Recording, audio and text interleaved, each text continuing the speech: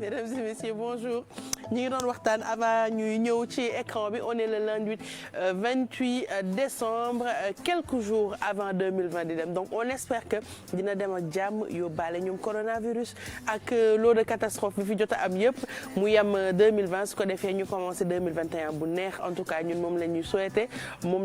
ñi ñuy seetaan parce que franchement année bi c'était vraiment une année éprouvante on espère que dinañ ko jeexal ci jàmm ak salaam en attendant ñun dañ leen di neexal ndax indi nañ fi Teranga Sénégal di leen may xaalis donc woote leen ci numéro yi durant toute l'émission à tout moment mun nañu décrocher téléphone bi su ko defee ñu jox leen li nga xam ne moo nekk ci tableau yi rek soit ngeen tànnal seen bopp wala joker yi jël Tata Mado fi te moom d'habitude moom macha allah voilà ah mais ex keroog def toj na fi keroog ex ay 100 ak ay 200 la doon laal kañ la lool yéegu ma ko fekkee ma ko ca ay yow indi mi dundal bon obala itam fekkee ma ko donc woote leen dès à présent pendant toute l'émission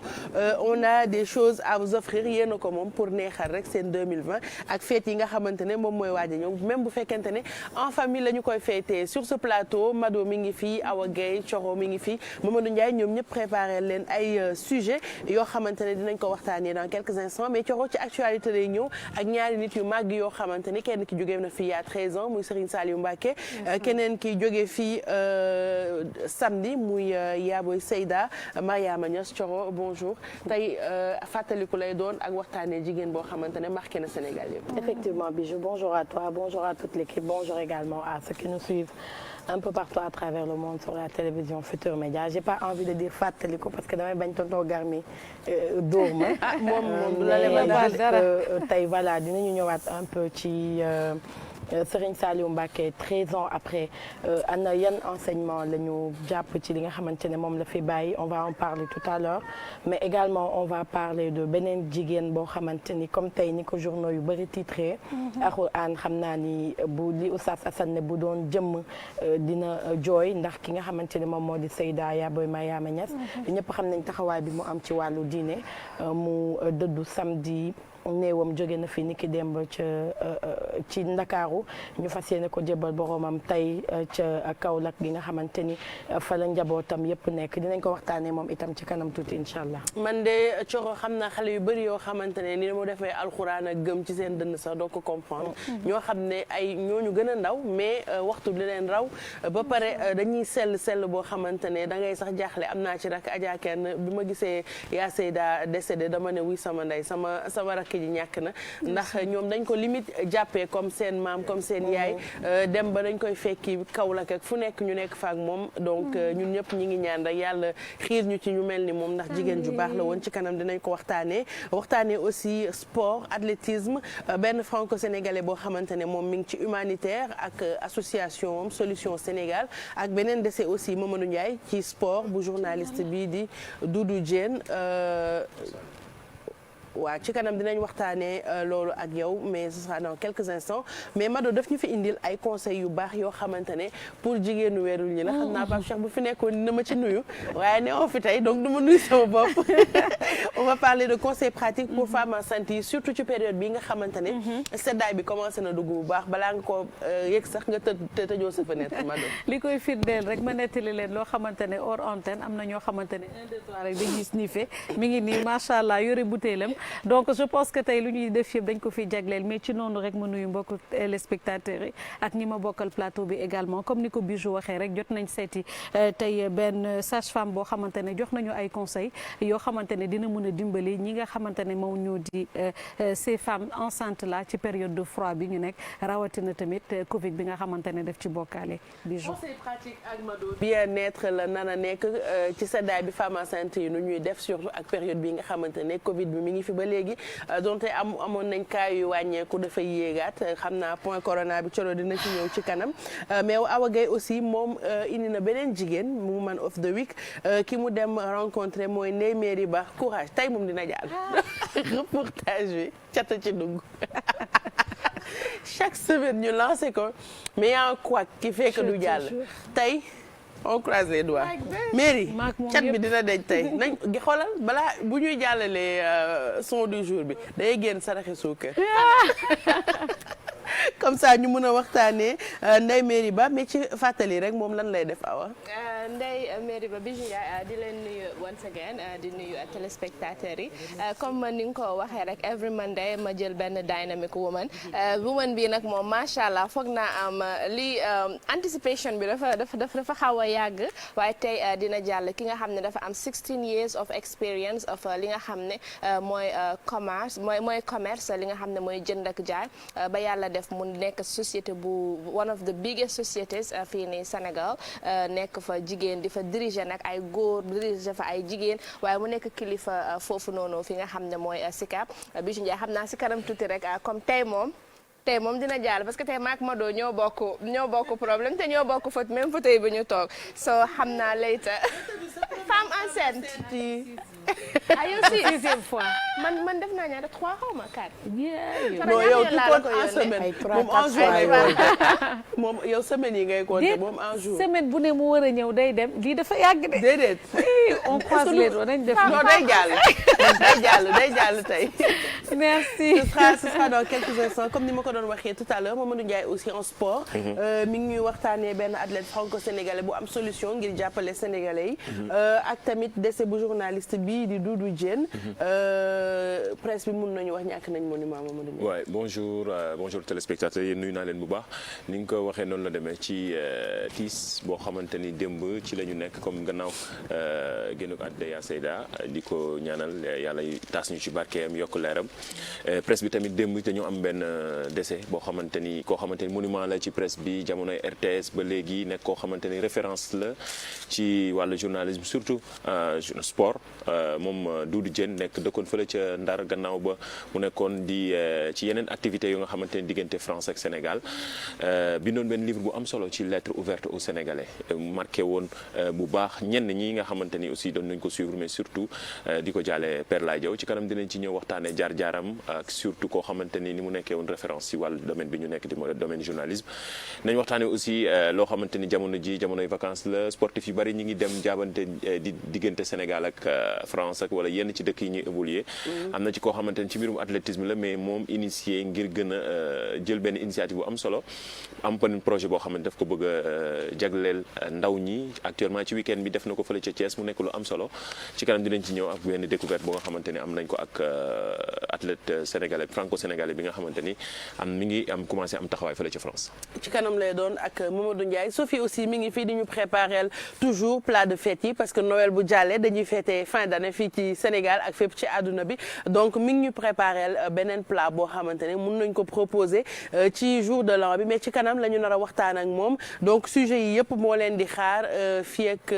11h30 peut-être di ñëw mais en attendant woote leen ci numéro yi nga xamante ne moom mooy affiché wu en bas de l'écran bu ñu leen jëlee à tout moment lépp loo xamante ne gis ngeen ko ci région bi ngeen tànn rek dinañ leen ko jox ànd ceeg Wave mu Wave leen ko très rapidement et très facilement ngeen jot xaalis bi ci nu mu gën a gaawee dañuy teg clip du jour avant ñuy eggali tey nag ñu jagleel ko Serigne Saliou Mbacké mi nga xamante ne jóge woon na fi il y a 13 ans may ko murid yëpp mu nekk koo xam ne ñëpp jooy nañu ko naqarlu nañu ko bu baax a baax ñuy ñaan rek yàlla xaare ko àjjana yi gën a kawe donc ñu déglu clip seetaan clip bi ñëwaat continuer ak sujet yi nga xamante ne préparé nañ leen ko tey.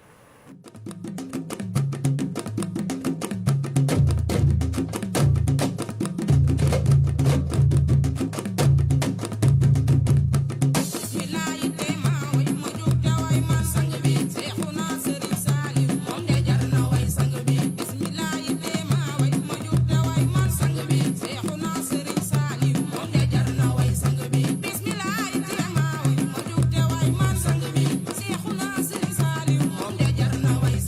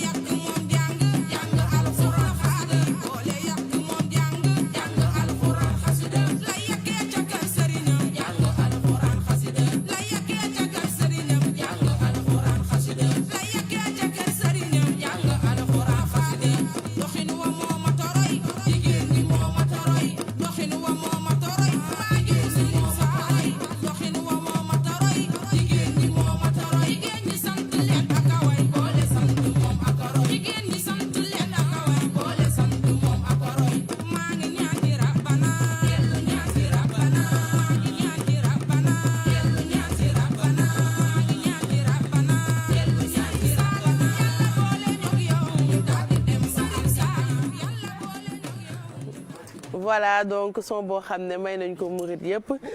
woy bu neex bu Pape Samba réalisé sax boo xamante ne biñ koy déglu fii plateau bi ñëpp yëngu nañ vraiment xam naa buñ mënoon a di filmer ginnaaw écran bi moom lu neex ngeen di am parce que toj nañ fi. On a adoré la chanson Pape Samba. Merci beaucoup de ta proposition matinale vraiment ça nous touche. Merci. Mais venant de lui quand même du bett kenn. waaw ndax il est très inspiré. Très inspiré Pape Samba nous sommes très fiers de toi nga xam ko nga ñàkk ko xam ñu bañ wax la ko ñu bañ la ko wax nous sommes très fiers de toi. léegi yóbbu rek mënoon nga enchaîner ak publicité bi mais nañ ko seetaan comme ça bu ñu ñëwee ñu commencer ci sujet yi daal di waxtaan ak su fi xool moom tamit lan la préparé.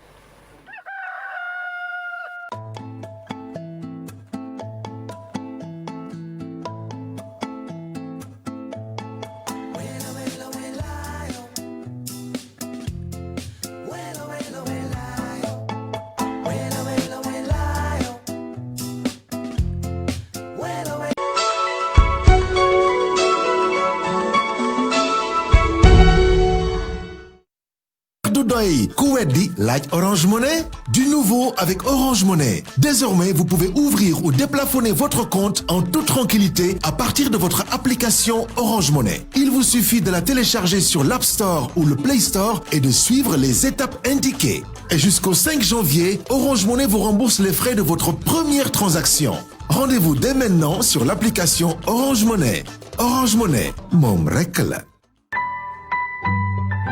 Orange. ki ko def ki ko wax la bëgg Youssou Ndour ak les super étoiles ñoo ko def kon dama koy wax le grand bal day ñëwaat waaye ci beneen anam le grand bal virtuel la ñu koy wax ren waaw kay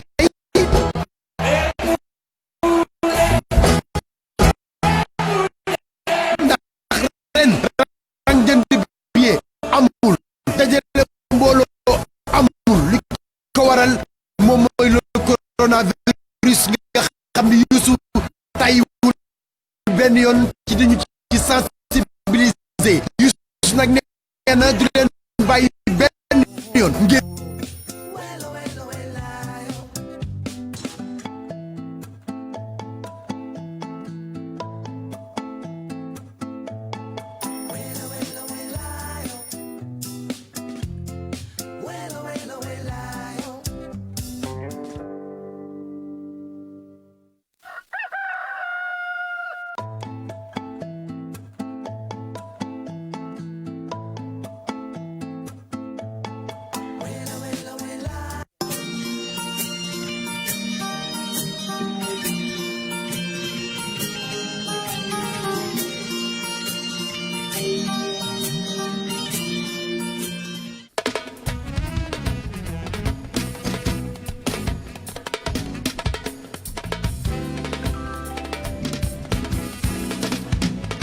sa doom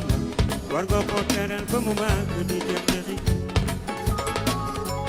amal sa doom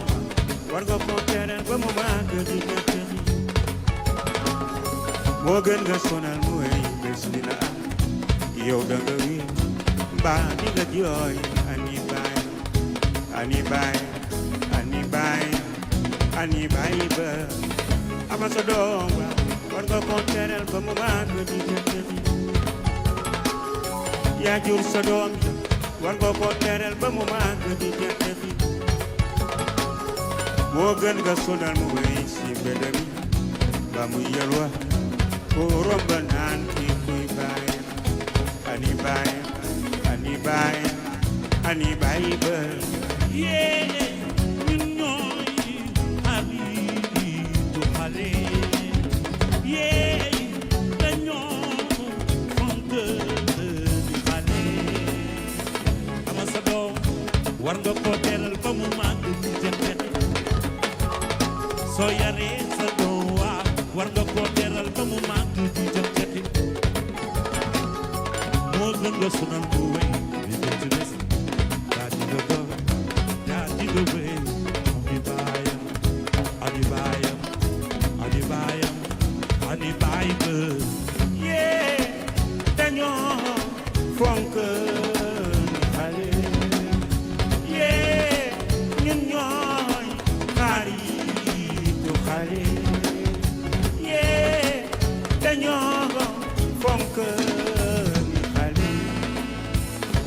sa doom ba war nga ko teral ba mu màgg di tekki soo amee sa doom waa war nga ko teral ba mu màgg di tekki moo gën nga sonal mu wéy si mbedem mbaa muy yelwa ko romb naan di kuy baayam ani baayam ani baayam ani baayam ani baayam ani baayam ani baayam ani baayam ani baayam ani baayam ani baayam ani baayam ani baayam ani baayam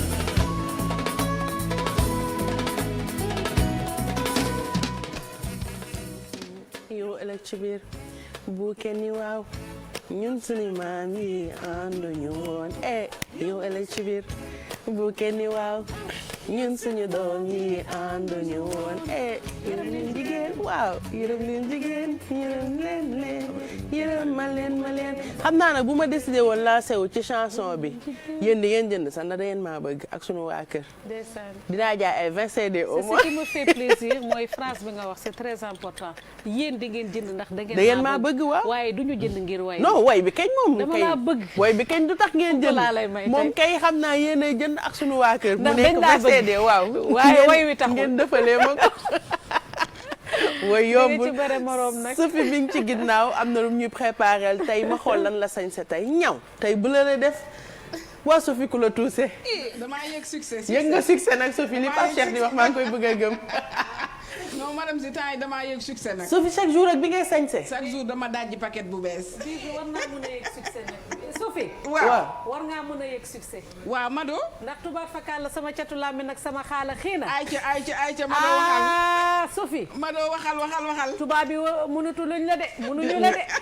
la nga bus non Mado bëgg naa la non Sophie bokku ci bondel ba crampe tey waxal waay Mado wuyul mi ngi gën a aj mbagg yi ay lii di merci beaucoup Sophie tey loo ñu préparé Bijou comme ni nga ko waxee sànq rek tey ci mouvance de fête la ñu nekk ba léegi moo tax chaque jour ñu présenté leen ay recettes yoo xamante ne ni di ngeen ko mën a reprendre ci seen biir kër pendant les fêtes di leen nuyu rek Bijou di nuyu mbokk yi xarit yi ñuy seetaan comme ni ñu koy defee saa su ne ànd ak rek waa Dieye Global Food ñi nga xam ne ñooñu accompagné ak Adja mu Serigne Fallou tey nag salade des îles lañ leen proposé pour nga defar nag salade des îles bi Bijou boo ko déggee rek nga war a xam ni que fruit de mer dañ ko ciy soxla fruit de mer bi nag du base bi rek du base bi bu la neexee tamit mën nga ko changer ak leneen su fekkee da nga allergique ak fruit de mer ci kanam dinañ ñëw ci loolu am nañu nag li nga xam ne mooy crevette am nañu cornichon am nañu olive vert am nañu li nga xam ni mooy tomate persil coriandre concombre am nañu tamit beurre am nañu li nga xamante ne nag Bijou mooy betterave am nañu tamit de l'autre côté li nga xam ni mooy saucisse de poulet fumé moom laa utiliser tey pour gën a relever li nga xam ni mooy goût plat du jour tey bi ci kanam naka rek dinañ ñëwaat ci wan leen naka la ñu koy defaree waaye Dieye Global Food nag kenn demul ba leen ñoom nag ñooñu andi li nga xam ni mooy fromage marque Tima ñooñu andil oignon jaune am nañu pomme de terre jaune am nañu frite am nañu nag foie arrière ak avant am nañu tamit viande avant ak arrière ñoom nag loo soxla ci agroalimentaire rek boo demee ci ñoom da nga koy am mouvance de fête bi tamit dressage bi da ci am solo moo tax Adja mu Serigne Fallou andil ñu ay vaisselle yu macha allah gis nga rek table ji Bijou nu mu yàññee ci kanam tuuti rek bu ñu ñëwaatee ma won leen naka la ñuy defaree li nga xam ne mooy salade des îles bi nga xam ne moom laa leen proposé tey Bijou. dans quelques instants ñu def benn voyage culinaire ak Sophie ci île yi la ñuy yóbbu tey ñu jël suñu maillot de bain wala dafa xaw a sedd nag nañu xaw a kii rek sol ay manteau yu oyof rek daal di bàyyi ñu laal maillot de bain tëdd xam nga out transat non xam nga Mado di savourer salade bi Mado mu ngi waxtaane ci bien-être rek yooyu po yi laay bañ mu craqué na dama foogoon maillot de bain Mado nga bëgg a tudd déedéet yàlla tere déedéet loolu day rafet yow non ci po yi laa wax po yi Pape Cheikh Diallo sort de ce corps génnee leen ko de Pape Cheikh sortez na génn sama corps bi ci kanam ñu dem ak Sophie ci recettes yi mais balaa ñuy jàll ci li nga xam ne moom lañ leen indil comme programme dañu am xaalis boo xamante ne rien que pour yéen 200 000 100 000 50 000 wala bu ngeen wootee sax bu ñu leen ak lu ñu leen munti may à tout moment mun nañ leen woo may leen iPhone 12 Pro Max 256 giga ah lay la ku bëgg te ngeen a génn woote 88 628 22 22 88 628 65 65 88 628 04 05 ak yeneen numéro yi heure boo leen wootee Teranga Sénégal xaalis bi fi nekk pour yéen la da ngeen di tànn région wala ngeen ut kenn ci plateau bi mu tànnal leen su ko defee lu fi nekk rek yéen a ko moom ñu wéev leen ko tranquillement ngeen démarrer seen journée tranquillement journée bu neex xam nga yeewu rek ñu may la 200000 ana ku nekk ci ligne bi allo. allo oui. tey ngeen a woote xaalis bi yéen a ko moom de ñun soxla wuñ ci dara yéen lañ koy may 60 millions ku ko teg pour téléspectateurs yi xam ngeen ne pour yéen la woote leen gaaw allo. allo oui. wuy leen ma balaa may jël benn rubrique bëgg naa leen may xaalis bi de. bàyyi leen ni yéen def dañ leen ko yéene. 88 628 72 86 ba léegi ci numéro yi la su ko defee bu xante du am yéen ñëpp ñu mën leen a jot daal di leen may li ngeen xam ne moo nekk ci suuf ci ginnaaw région yi allo. allo oui. ça va. ça va bien. yow sa baat bi sedd na de xanaa naanagoo café. dama yàgg ci ligne bi. massa sax di nga kontaan tur bi naka la. Maymuna. Maymuna fooy wootee. Wakaam. alors Wakaam soriwuñu dara koy tànnal da ngay ut ku la tànnal wala yaay tànnal sa bopp. non yow yaa bëgg nga tànnal. Maymuna teg ma bañ a jox ma lay tànnal. non dama yaa bëgg moo tax. ay waay maa la raw.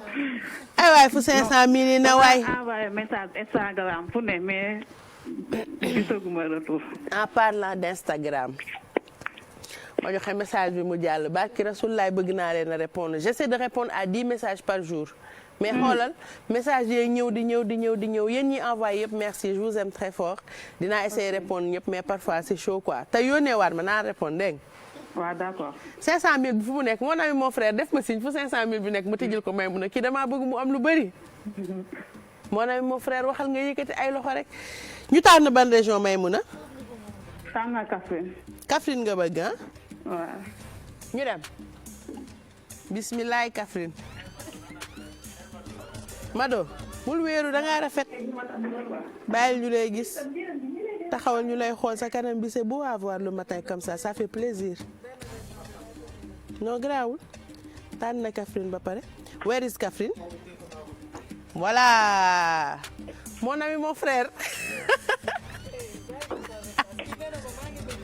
non toogal da ngaa rafet ku wax loolu non Coro moo doon ndiroog logo bi mu toogee fii keroog yow ni nga toogee nii vue bu baax la ñuy am nii bu ñu yàqal Maymuna waaw yaa ngi may dégg. maa ngi lay dégg ma tijji Kaffrine ñu def décompte bi xool lu fa nekk. waaw. Aïcha bismillah Kaffrine ba bësaat 5 4 3 2 1 0 et on découvre. ah je suis trop contente même la doo yuuxu nga naan gagné naa 200000 la doo tëb. may la en plus. ñu may la ko fajar gi nii. c'est content maa la gën a kontaan sama xol sedd na léegi dañ la koy wéeb su ko defee nga commencer sa journée tranquillement ak 200000 yow commencé déjà planifier noo ciy def dégg nga. passe une bonne journée def leen ko Maymuna woote leen ci numéro yi nga xamante ne moom mooy affiché ci suuf écran bi boo leen jël mun ngeen ñu jot dañ leen defal numéro yu bari pour que buuxante bañ a am ligne bi bañ a fees ñu jox leen li nekk ci ginnaaw région yëpp yéen a ko moom ma bàyyi fi 200000 dafa rafet nii de mon frère yaa bëgg lu baax dañ fi bàyyi Kaffrine ak 200000 bi su ngeen wootee mun ngeen ko am et puis comme Maymuna ni mu wootee nii dimanche Pape Cheikh mun na ko woo à tout moment jox ko iPhone 12 bi nga xam ne 12 Pro Max la 256 giga da ngay photo ba gaañu du fees du def dara sauf boo melee ni man samay 256 giga fees na bu yàgg ñu jàll ci li ñu leen préparé Coro tey yaa ngi ñëw waxtaanee ñaari nit yoo xamante ne xam naa ni marqué nañu waa Sénégal yëpp muy Serigne Saliou génn àdduna il y a 13 ans ak aussi yaa Seyda Mariama Niass nga xamante ne comme ni ma ko waxee tout à l'heure defar na xale yu bëri fii ci Sénégal. effectivement Bijou dañuy commencer ak fàttaliku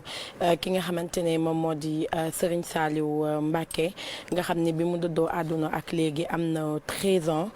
ñu bëri nag jàppee woon ko comme un visionnaire ak nit koo xamante ni tëraloon na ay système yu bëri yoo xamante ni xëj na buñ ci nekkoon sax am na foo xamante ni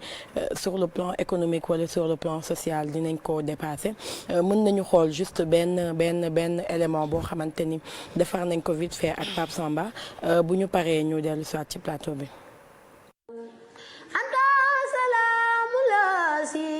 سلمت كل يوم هو بنفسي بيتي منك يا الله أنت سلام الذي سلمت كل يوم هو بنفسي بتي منك يا الله يا مؤمن في جنة بدو sama sëriñ ba sëriñ Saliou Mbacké ci aduna yaa xam maa njooy mënatuma jetti dina ko ma jooy sama sëriñ ba sëriñ Saliou Mbacké yàlla na nu jëriñ ndimbal lu nu matale nun ñëpp barke xasida sëñ Tuubaa ji may jàng ci barke xasida sëñ Tuubaa ji may jàng rabbi bi may sarul azana qad fajaa jaahi afdali man lillahi qad lajaa di rabbin karim la sharika lahu sadri yawma nurun sati'an malaa muhammadun salawatullahi fi abadin alayhi bi kulli bihi qaraa adon ilahi allati amat mawaahibuhu li jumlatil xalqi sëñ Saliou mooy koo xam ne yàlla bijju xol yi ne bëgg leen sëñ Saliou waaye bañ ko bëggee nag lu mu leen jural nee na faju ko aajo mooy man xabahul jinn wal amlaak wal bashar sëñ Saliou nit ñi dañ ko bëgg jinne yi dañ ko bëgg malaaka yi dañoo bëggul sëñ Saliou waaye ka annahu rahmatul muhtadu taaxatuna iyahu waajibatun bil basli wal xidam dafa mel ni sëñ Saliou bi ko yàlla wàccee jamono day daggitu yërmande mu def ko cadeau yërmande sànni ko jàmm ñi ngay yërmande ko mooy koo xam ne it waykat ba ne ko yaa man taqallaqta bil qur'ani mujtahida yaa man turabbi bila sawtin wala jalat yow de sëñ Saliou sa jikko voilà donc reportage la boo xamante ne préparé woon nañ ko ci Serigne Saliou yàlla na ko yàlla xare aljana yi gën a kawe moom Thioro génération yëpp la marqué ndaxte xaritu xale yi la woon man loolu moom a gënoon marqué ci moom fonk ndongo daara yi bu baax a baax a baax ba pare nekkoon nit ku dëddu àdduna. effectivement Bijou nit ku dëddu àdduna mooy ku yoroon ay milliards ni ñu koy waxee chaque jour te boo demee fekk ko li mu sol bu chéré ba cher téeméer lay jar donc loolu. di wane ni njiit war a mel parce que jàppoon na ni moom bi mu xasee ba nekk xalif li nga xamante ne moom la ñuy andi pour Touba moom moomu ko alalu jàmbur la boo xamante ni dafa waroon xool naka lay def ba gérer ko ba nga xamante ni bu fi jógee tey dina mën benn dërëm bu nekk mu mën ko justifier donc loolu daf ñuy delloowaat un peu ci ana naka la njiit war a mel c'est pas gratuit le fait que ñu commencé ak jàng bi nga xamante ne moom la xale bi jàng parce que diggante Serigne Saliou ak xale yi ñëpp xamoon nañ ko moom souvent da daan wax naan jox leen ma ndaw ñi ma def ci ñoom li Serigne Touba defoon ci mag ñi c'est pour dire place bi nga xamante ne moom la petite enfance moom la xale moom la ndaw moom la ndongo am ci société Serigne Saliou moo doon jël ay daara fu ci nekk ak nombre bi nga xamante ne moom moo fa war a nekk ci ay xale terrain bu mu am wala pàq bu mu am dina fexe tabax ko ba ndongo yi mën fa nekk di lekk ba suur di naan ba màndi di jàng alxuraan di jàng xasaayit te du tere ñu nekk ci bien-être donc loolu lépp di ñu jàngalaat un peu ana lan mooy ndongo ak ana lan mooy taalibe parce que du rek dajale ay xale ñuy tëdd ci conditions yu metti wala pour ñu lekk dañuy sonn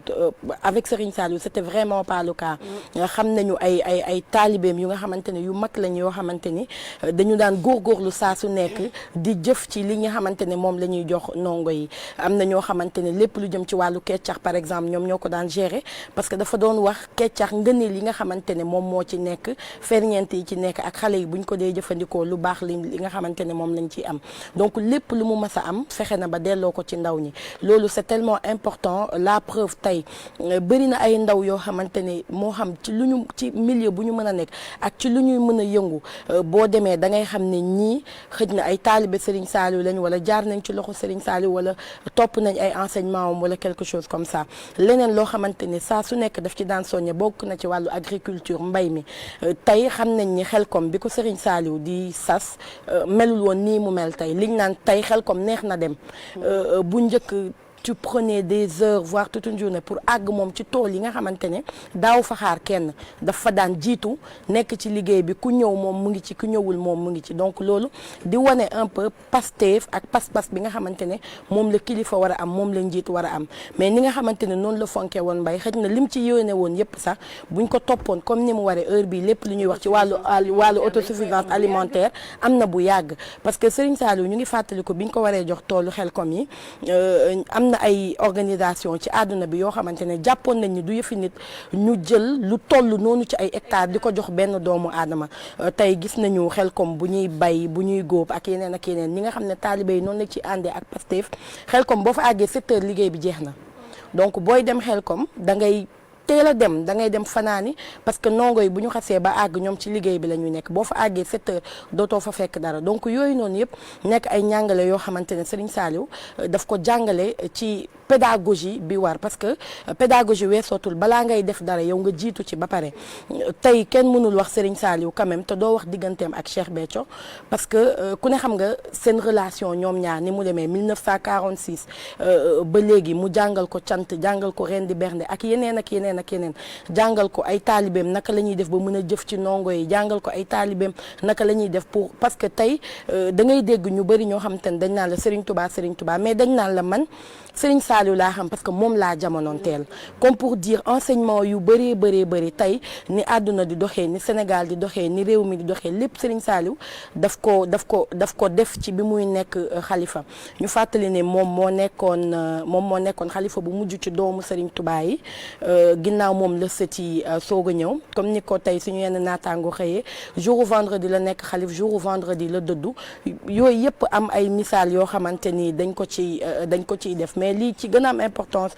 ci li ñuy jàpp mooy doylu bi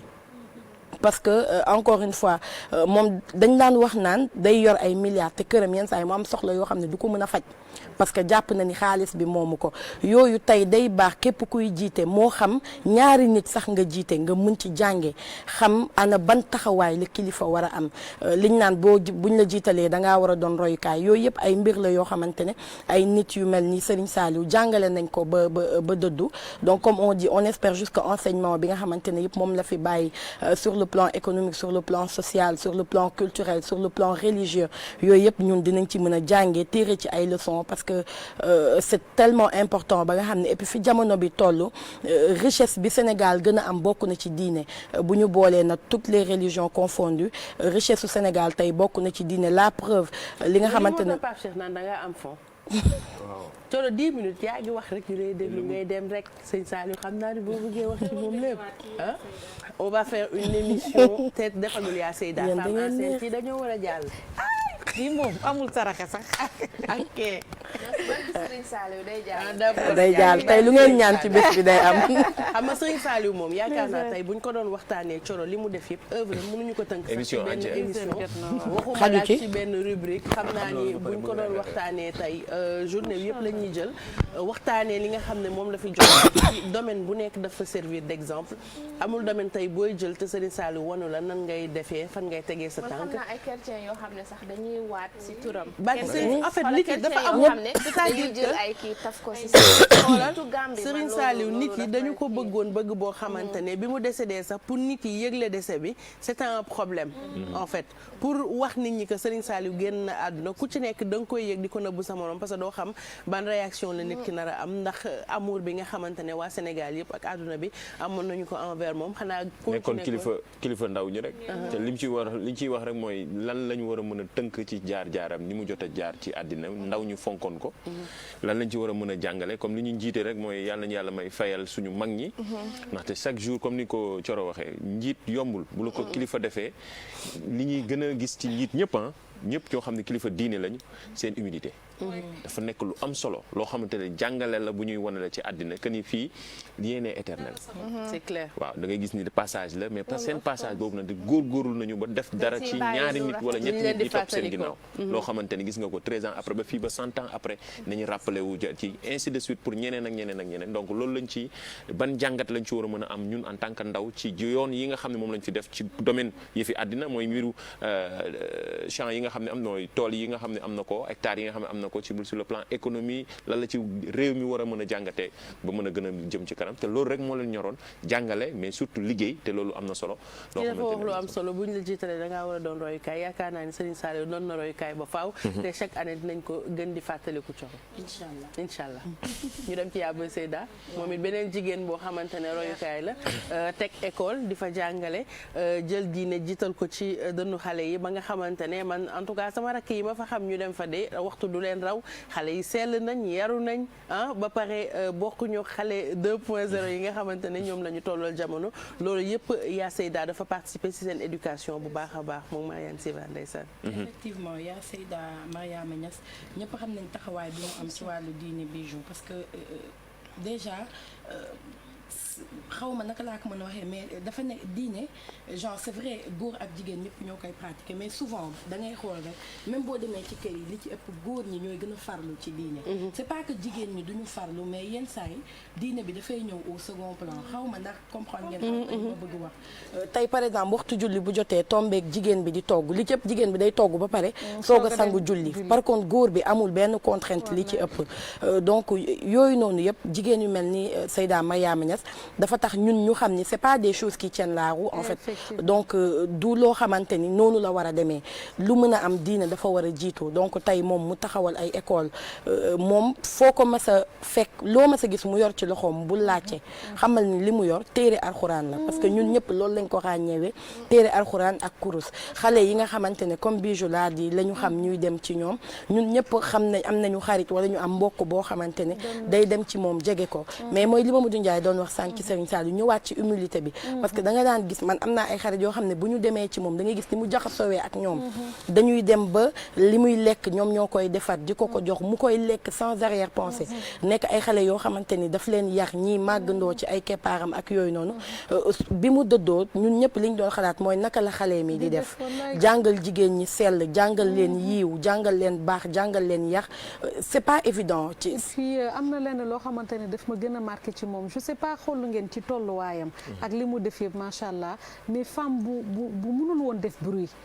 très sobre man loolu daf ma humilité bi Mamadou Ndiaye di voilà wax xam nga ci jigéen yenn nitu diine yi rek c'est que parfois yaakaar naa ne am na yenn tolluwaay yoo fay dem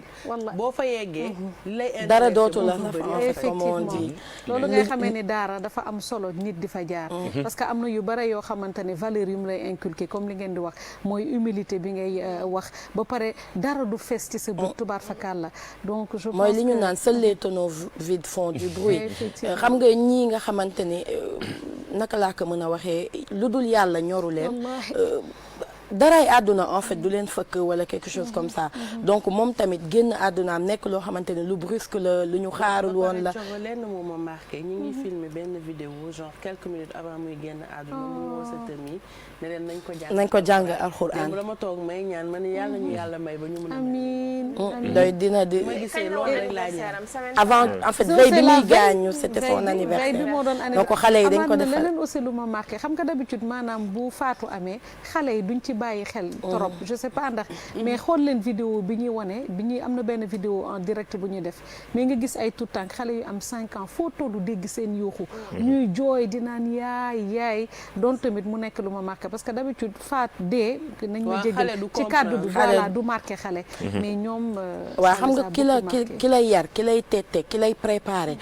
dafa am sama benn xarit boo xam ne daf ko jege woon bi mu làkkoo ñëpp di ko woo ñëpp dem vers moom mu ne moom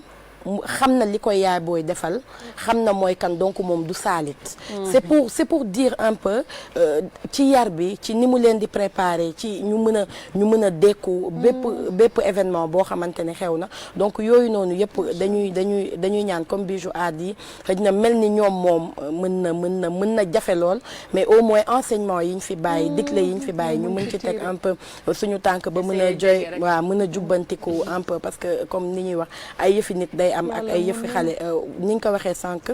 kooram jóge na Dakar dinañ ko jébbal boroomam tey Kaolack fi nga xamante ne fa la njabootam nekk foofu nga xamante ne moom mooy kër way juram donc dinañ ko fa jébbal boroomam tey bu 17h jotee incha allah ginnaaw julli bi. merci beaucoup Thioro pour ñaari nit yi nga waxtaanee muy nit yoo xamante ne vraiment. ñu fonkoon alxuraan. voilà fonkoon alxuraan. fonkoon xale marqué yëpp ci seen domaine fonkoon xale. et surtout jàngale bi ndaxte xam nga baal ma rek xam nga sa rubrique du jaar non xam nga tey dañ lay dagg jàngale bi li ma doon wax sànq dafa am solo gis nga yi fi daara yi bu ko gars yi di négliger lu am solo la c'est important ndaxte tubaab yi ñoo wax Victor Hugo je pense moo jumulee moo wax ne ku qui ouvre une école ferme une prison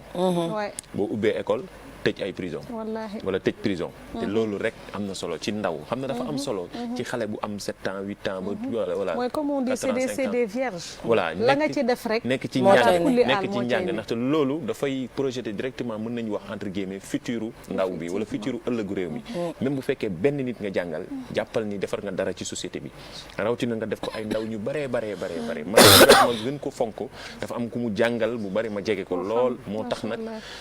ci jaar-jaaram digganteem ak baayam ku Baye Niass fonkoon la lool ci ni muy gane ci saayir ci ni muy gane say àddina situation yi mu ko fekkoon histoire beeg yooyu noonu yëpp ba ni mu mel nii ci alxuraan donc nekk loo xam ne hasard la mais ci tolluwaay la ci jamono loolu nag vraiment nag loo perte une grosse perte lu diis la ci koo xamante ñoo xamante ne ci société bi ñu nekk ci jamono ji nga xamante nit ñi voilà dañoo nekk dootoo ñu xamante fan la ñuy taxaw mooy toujours dañuy am nañu ay repères te repères yooyu ñu mat a bàyyi xel lañu te loolu am na solo en tout cas di ko ñaanal yàlla di ko nekk yàlla taas ñu ci barkeem alxuraan gi mu bëggoon mën nañu wax ni waaw mon frère foo demoon Amin Mamadou Ndiaye yàlla nañu yàlla xiir ñu mel ni ñoom wàññeeku nitu àdduna yi ñu nekk gën leen a jege ñoom en tout cas ñoom li ñu def c'est très important jàng alxuraan ba pare jël xale yi taf leen seen kaw def formation boo xamante ne à vie du dem te ñooñu dañuy mën a former ñeneen donc waxuma la kii ouvre une école ferme une prison rek mais pyramide lay nekk rek day gën a yaatu nii di dem ndax koo former mu former waat donte bu dee 2 personnes sax sa œuvre daf fi des ba léegi Coro merci beaucoup ci ñaari nit yi nga ñu andil tey. merci. bëggoon nañ leen fi am ba ci kanam mais bon. comme ni ñuy waxee rek. Dieu en a décidé autrement voilà, et puis demuñu quoi parce que. li ñu liggéey mu ngi fi ba tey donc demuñu. c'est clair yéen ñiy woote yéen ñi seetaan continuer leen di woote numéro yi ngi affiché wu 88 628 20 20 ak yeneen numéro yi nga xamante ne moom lañ leen di wan yëpp boo leen ci woote da ngeen ñuy jot dañuy bañ buuxante am yéen ñëpp ngeen mën a dugg 200 000 300 400 500 000 ba 1 million sax tey boo leen moytuwul bu ngeen tijjee région yi di ngeen ko ci fekk da ngeen di tànnal seen bopp wala ngeen tànn kenn ci plateau bi comme Joker mu tijjil leen waaw mais du ma wax ban la. ah bon kii kenn du wax ban la. boobu ku fi tànn dañuy arrêté émission bi. ah million yong fajar gi Ndiaye ca ngaa bañ a arrêté émission bi. dañ ko arrêté tapé 1 million de waa ji dama naan ko au lieu ngay wax téléphone ñëwal. ñëwal ñu waxtaan.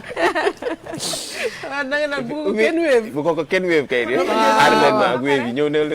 tijji woote leen li fi nekk yëpp yéen a ko moom TFM groupe GFM 60 millions la teg pour may leen ko xam nga loolu amul fenn 60 millions rien que pour yéen ñi seetaan juste pour vous dire merci de nous aimer autant woote leen Pape Samba bu fekkee am na ku nekk ci ligne bi ñu jël ko léegi daal di koy may balaa ñuy eggale allo allo. allo. salaamaaleykum. waaleykum salaam. ça va. ça va bien. ay waay baat bi wàcc na de xanaa ndekkeegoo. ndekkeegu wala maa yeewu rek. mbaadu jóobeen nga. Sow laa sant. Fall am nga chance jóobeen yi ñoom bu ñu xëyee ndekkiwuñ duñ gis duñ dégg. dañuy réer. soween laa. soween nga waa baax na da ngay tijjil sa bopp wala da nga bëgg ñu tijjil la wala comment on fait koy tànn. na ma Mado moom tijji Mado moom nga. Mado. ay waay. nañ dem ba gunge la Mado. ñëwoon rek yàlla nga ma wàll. ñëwoon rek dara ñëwoon. ay waay barki mon ami mon frère ñu delloo yëf yi. c'est par là ok. c'est bon. ouais. alors. yaa booy. lu muy liggéey nii moom. ba bés. dama ko gëj a laal. yow tamit bés dañ ok. bés dañ ok. xëy ñu neex de lii nii. mon ami mon frère kañ ngay ñëw. kaay rek garaawul c'est la télé kaay c'est la télé. c'est la télé donc on s'occupe juste c'est les aléas du direct c'est que. soo pulo aar pour yow mënuma bés ok dag maa xeeb ok bi nii. non def na ko suba si. maa ngi nii rek yéen a ngi ci jàmm. ñu ngi ci jàmm bu baax a baax de yëf yee bëgg a gàkk xam naa njaayeen yee ko kar noonu. waaye ñu ngi koy gàgganti yow fan nga ñuy woowee. Pikine. Pikine man Pikine laa dëkk xamoo lool. tali bu mag da ngeen ma cee xeeb waa. sama kër maam tali bu mag la nekkoon. dama ragal ni da bise daa am fréquentation bu bees. waaye yéen ñi weddi nañ ma di. léegi waa Pikine trop yéen ñi dëkkee côté tali bu mag côté kër Passer ak kër Baye Mor fi mu nekkee woon noonu ak kër Pa Jaxate woote leen ngeen wax leen foofu laa juddoo. waaye ñi xeeb nañ ma di. mu ngeen man may Pikinoise bu mag. parcelle nañ la xamee juste. parcelle laa màggee mais Pikine laa juddoo waa Pikine laa tamit bàyyi leen li ngeen di def. Baliye. saw mi teema koo may dara nii rek. waaw gën na de. ah. may ko benn sànni wala rek. dama ñu géré na ko joué wul leen Mado jeu tonton Pape wul Mado mu ngi cee génnee boppam. léegi yaay tànn wala Mado moo lay tànn région. na Mado tànn. Mado tànn non gérer tu vas gérer je t'envoie des énergies positives t'inquiète. ban région ban région. ban région moo lay inspiré tey maa nii jël Sédhiou ba xam. laalal Sédhiou. Sédhiou baax na. na neex rek. ñu dem Sédhiou. waaw. waaw bëtal Mado nee na nga bës Sédhiou. kon boog bës naa Sédhiou mu ne ràpp ni.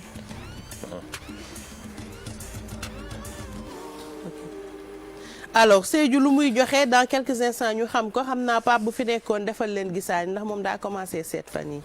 lu ma jaaxalee noonu amul. day seet de. loolu la jël alors Sédhiou. ah yow loo gis Sédhiou Sow. ngi reen ay waay. lamba.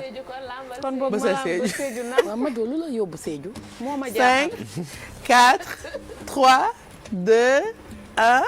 0. 50 000. Sédhiou. Mado garaawul. 50 000 baax na jamono bu metti bi. le 28 du mois. baax na de. ñu jox la 50 000 nooy na léegi continuer di woote parce que bu la neexee woote waat nga duggaat luñ la mayaat rek ñu weevaat la ko nga jot ci tranquillement dinañ la ko yónnee léegi ba pare jot nga ci xoolal sa téléphone ndax jot nga si. waaw. vérifier xoolal ndax message bi egsi na ba pare dimanche à tout moment mun nañ la woon ne la iPhone bi yaay borom iPhone 12 Pro Max 256 giga ma yëkkati ko sax ñu xoolaat ko duufeel ba tuuti da ngay seet lii bëreegul si dëkk bi de sama daal yi xanaa yow Medoune gisoo sama daal yi xanaa xool leen jël sama daal yi ma pousse nii yaa ngi koy gis soo jot nga.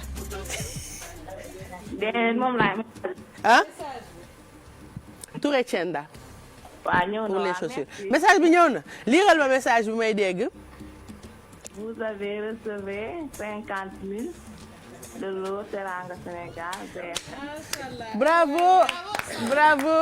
merci beaucoup on est content continuer leen di woote xaalis bi mi ngi fi yéen a ko moom kenn moomu ko ku dul yéen dañ leen koy may 60 millions yi ba mu jeex tàkk bëgguñu ci dara ah Sédhiou bi moo la inspiré woon tey rek garaawul bii di ñëw mooy gën a baax bii di ñëw mooy dàq dégg nga bul wax dara dañuy continuer woote leen en attendant rubrique yi di jàll ñu jàll ci femme enceinte yi boobu ba léegi rubrique bee ngi ñëw mënuñoo fexe ba mu jàll femme enceinte yi jaaxle nañ ndax bëgg nañ xam naka la ñuy def ci seddaay bi ay conseils pratiques ndax quoi qu'on puisse dire femme enceinte bu sojee sax pour mu naan garab c'est tout un problème ndax garab yi ñu interdire quand tu es enceinte y en a tellement comme wane ni on parle de femme enceinte laisse Mary en dehors de ça Mado la ñuy waxtaanal Pape Samba au cas où comprendre nga ah léegi on va parler de ay astuces donc bien-être Mado conseil pratique ci période du seddaay bi nga xamante ne ngelaw daf lay gaaw a dugg soj daf lay gaaw a dugg et comme je disais tout à l'heure boo nekkee enceinte pour que nga naan garab ça c'est tout un problème booy xool médicament yëpp dañuy def grossesse et allaitement ñu interdire la ko wala ñu déconseiller la ko effectivement Bijou donc comme ni nga ko waxee on est en période de froid mais malheureusement dañuy gis que dafa am benn feebar boo xamante ne la plupart nekk na li ñuy naan premier taux de mortalité de femme li nga xamante ne moom moo di maternelle parce que la plupart dafa am ay dames yoo xamante ne bu seddaay bu jotee dañuy am lu ñuy duppee éclampsie donc éclampsie nag mu nekk benn jàngoro boo xamante ne dafay sonal bu baax femme enceinte ci période de sedd bi ba tax na dañu demoon seeti kenn koo xamante ne sage femme la di wuyu ci li nga xamante di wuyu ci turu Rokhaya Thiam mu expliqué ñu bu baax li nga xamante ne moom moo di éclampsie boobu nga xamante ne c'est dû à la période de froid rawatina tamit femmes yi nga xamante ne c'est des femmes asthmatiques naka nañu war a comporter ak yan conseils yoo xamante ne war nañ ko mën a tenir par rapport à cette période là pour mën a mucc ci lii di jàngoro boobu nga xamante ne éclampsie moom lañ ko mën a wax parce que comme ni ma ko waxee woon sànq rek nekk na li gën a faat jigéen yi nga xamante ne dañu wérul kon li ñuy def rek dañuy àndandoog Pape Samba xool élément bi ñëwaat. nekk jàngoro joo xamante ne ji mag ñi sax dañ koy tudde xorom mais du ay problème bu xorom ak yooyu parce que ñoom dañ naan diw dafa xorom léegi mën nga amee éclampsie bi ñu bàyyi la ca kër ga naan la bu lekkati xorom sa tànk yi dafa sadd bu lekkati xorom ñàkk a lekk xorom boobu du faj problème wala nga amee éclampsie bi sa tension di yéeg ñu ne la bu jëlal garabu tension yi nga di ko naan alors que problème bi du tension bi mooy résoudre problème bi mais doom ji juddu loolu mooy résoudre problème bi donc loolu képp ku mu dal da nga war a teel a dem hôpital te ci sedd bi la ñuy gis ne ci lay gën a bari ci période sedd lay gën a bari ci lay gën a sonal jigéen wéru yi te léegi sax dañuy dem ba wax ne léegi hypertension moo nekk léegi mu ngi tendance su nekk première cause de mortalité maternelle parce que nit ñi dañuy amee tension duñu dem hôpital nit ñi ko gën a mën a aaree nag mooy ñu def seen consultation prénatale yi normalement soo wannee lor demal hôpital ñu seet la buñ la seetee xam ne dangaa ëmb nga commencé sa visite prénatale yi rendez-vous ñu lay jox nga di ko respecté ni mu ware su ko defee jafe-jafe yooyu yëpp sax ki nga xam ne moo lay faj dina mën a gàttandu du lay jafe-jafe parce que kat consultation prénatale du dara lu dul prévenir complication yi nga xam ne mën na am ci ëmb beneen problème bi ñuy ñëw tamit mooy ci problème Covid bi parce que du ñu wax te waxuñu ci Covid bi ndax Covid bi mi ngi fi demagul génn wérul kat grippe kese mën na ko indil ay jafe-jafe te bu ne gis na ne ci période froid bi ci la soj mi di bari ci la grippe yi di bari ci la loolu yëpp di bari surtout que nag soj mi jigéen wéru dañuy soj seen bakken yi di fatt bu fekkente ne yow nag da nga nekkoon koo xam ne da nga asthme woon avant ëmb bi loolu da lay indil complication bu fekkente ne tamit yow si sa bopp sax da nga amoon ay problème sinusite ak ay yooyu sedd bi bu duggee say bakken day gën a fatt te nga amoon problème respiratoire yooyu yëpp daf koy yow kon nag ñuy ñaax jigéen ñi daal ñun daal li ñuy ñaax jigéen yu bëri mooy mesure préventive yi mooy ñu góorgóorlu ba li nga xamante ne moom la ñu sàkk. Alors femme enceinte comme ni mu ko waxee tu as besoin de dem sa ay visites c'est très important primordial respecter les visites c'est pas pour rien que ñu leen di wax ngeen dem defi ko ndax à chaque fois il y a des analyses à faire pour xool ndax seen xorom fi mu toll baax na pour xool ndax bébé bi mi ngi évoluer bu baax miin nga ko yow moo tax conseil bi kii kay moom dama ko war a wàccee rek macha allah vraiment tey moom je pense que dina ko développer moom daal mën ngeen tuddee ëmbkat bi nii non mais da nga ko miin tamit te xam nga lit doo dundul dara doo ko mën a wax macha allah donc yàgg fi ndax loolu soxlaa nañ ko. thank you I'm proud waaw effectivement ak sama ndawle bi ak Awa Signaté maa ngi ko ciy nuyu tamit ci rubrique bi waaw Awa Signaté en tout cas mais Mamadou Ndiaye yaa ngi tooñ mais vraiment c'est important nit yi dem defi seen ay visites si lañ mën a déceler yii yëpp nga xamante ne moom mooy feeñ dañ lay xoolal sa tension fan la toll xoolal la lépp sa sucre lépp dañ koy xool su ko defee bu fekkente ne am na benn affaire boo xamante ne dafa manqué rek ñu mun ko remplacer et puis Mado lenn lu nit yi di def parfois da ngay gis automédication wala naanal lii baaxoon na ci man faut pas faire ça surtout bu fekkee nit yi seen tànk dafa neew parce que comme ni ñu koy waxee la plupart boo amee éclampsie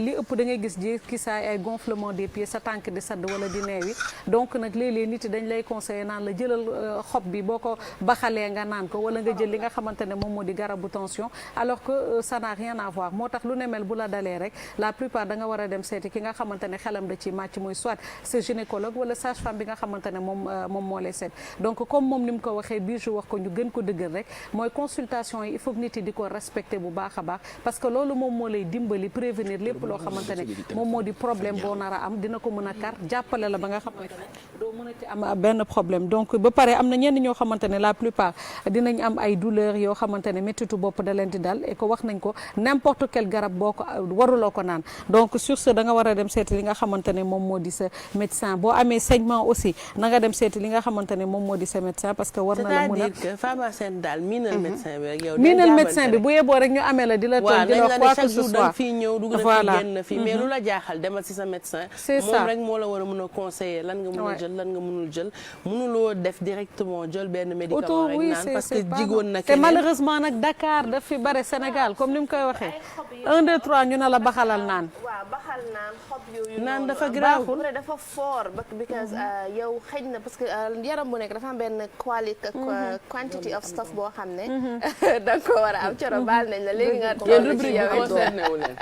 waaw merci jërë ngeen c'est vrai li mu wax dafa it's very important parce que dosage lañ lay jox effectivement bu dee paracétamol dañ la naan dosage bii nga war a jël ñaata xob voilà yi ak reen yi ñuy jël di ko naan mun na def benn effet ci sax oui bébé moom mun na bañ a grandir ci biir mun nga dem ba après yow sax mun na la jox ay after sa xale bi mun na judd sax after mu jox ko ay side effects moo baaxul ci dara mais di fàttali aussi comme ni ngi koy wax rek ñu ngi ci période seddaay tamit bu ñu fàtte ginnaaw éclampsie bi ñu doon waxtaanee mi ngi doon jox conseil aussi femmes yi nga xamante ne y a beaucoup de femmes yoo xamante ne c'est des femmes asthmatiques moom itam mi ngi leen di conseiller nañu bàyyi xel ci loolu bu baax a baax bu fekkee dañu wannu lor ñu gis ni soj nañu aussitôt bu ñu ragal dem ci fi nga xamante ne moom moo di ci hôpital yi wala dem seeti seen médecin parce que malheureusement dafa tombé Covid bi te képp koo dégg bu tissolee sax wala ay narinam coulé wala muy sëqa tuuti sax ñi ngi xalaat li nga xamante ne moom moo di Covid de ce fait ñoom dañuy ragal a dem et puis nag après mun na leen jural ay gàllankoor yoo xamante ne ëllëg ça peut même causer la mort de la maman rawatina ki nga xamante ne moom moo di liir bi nga wan na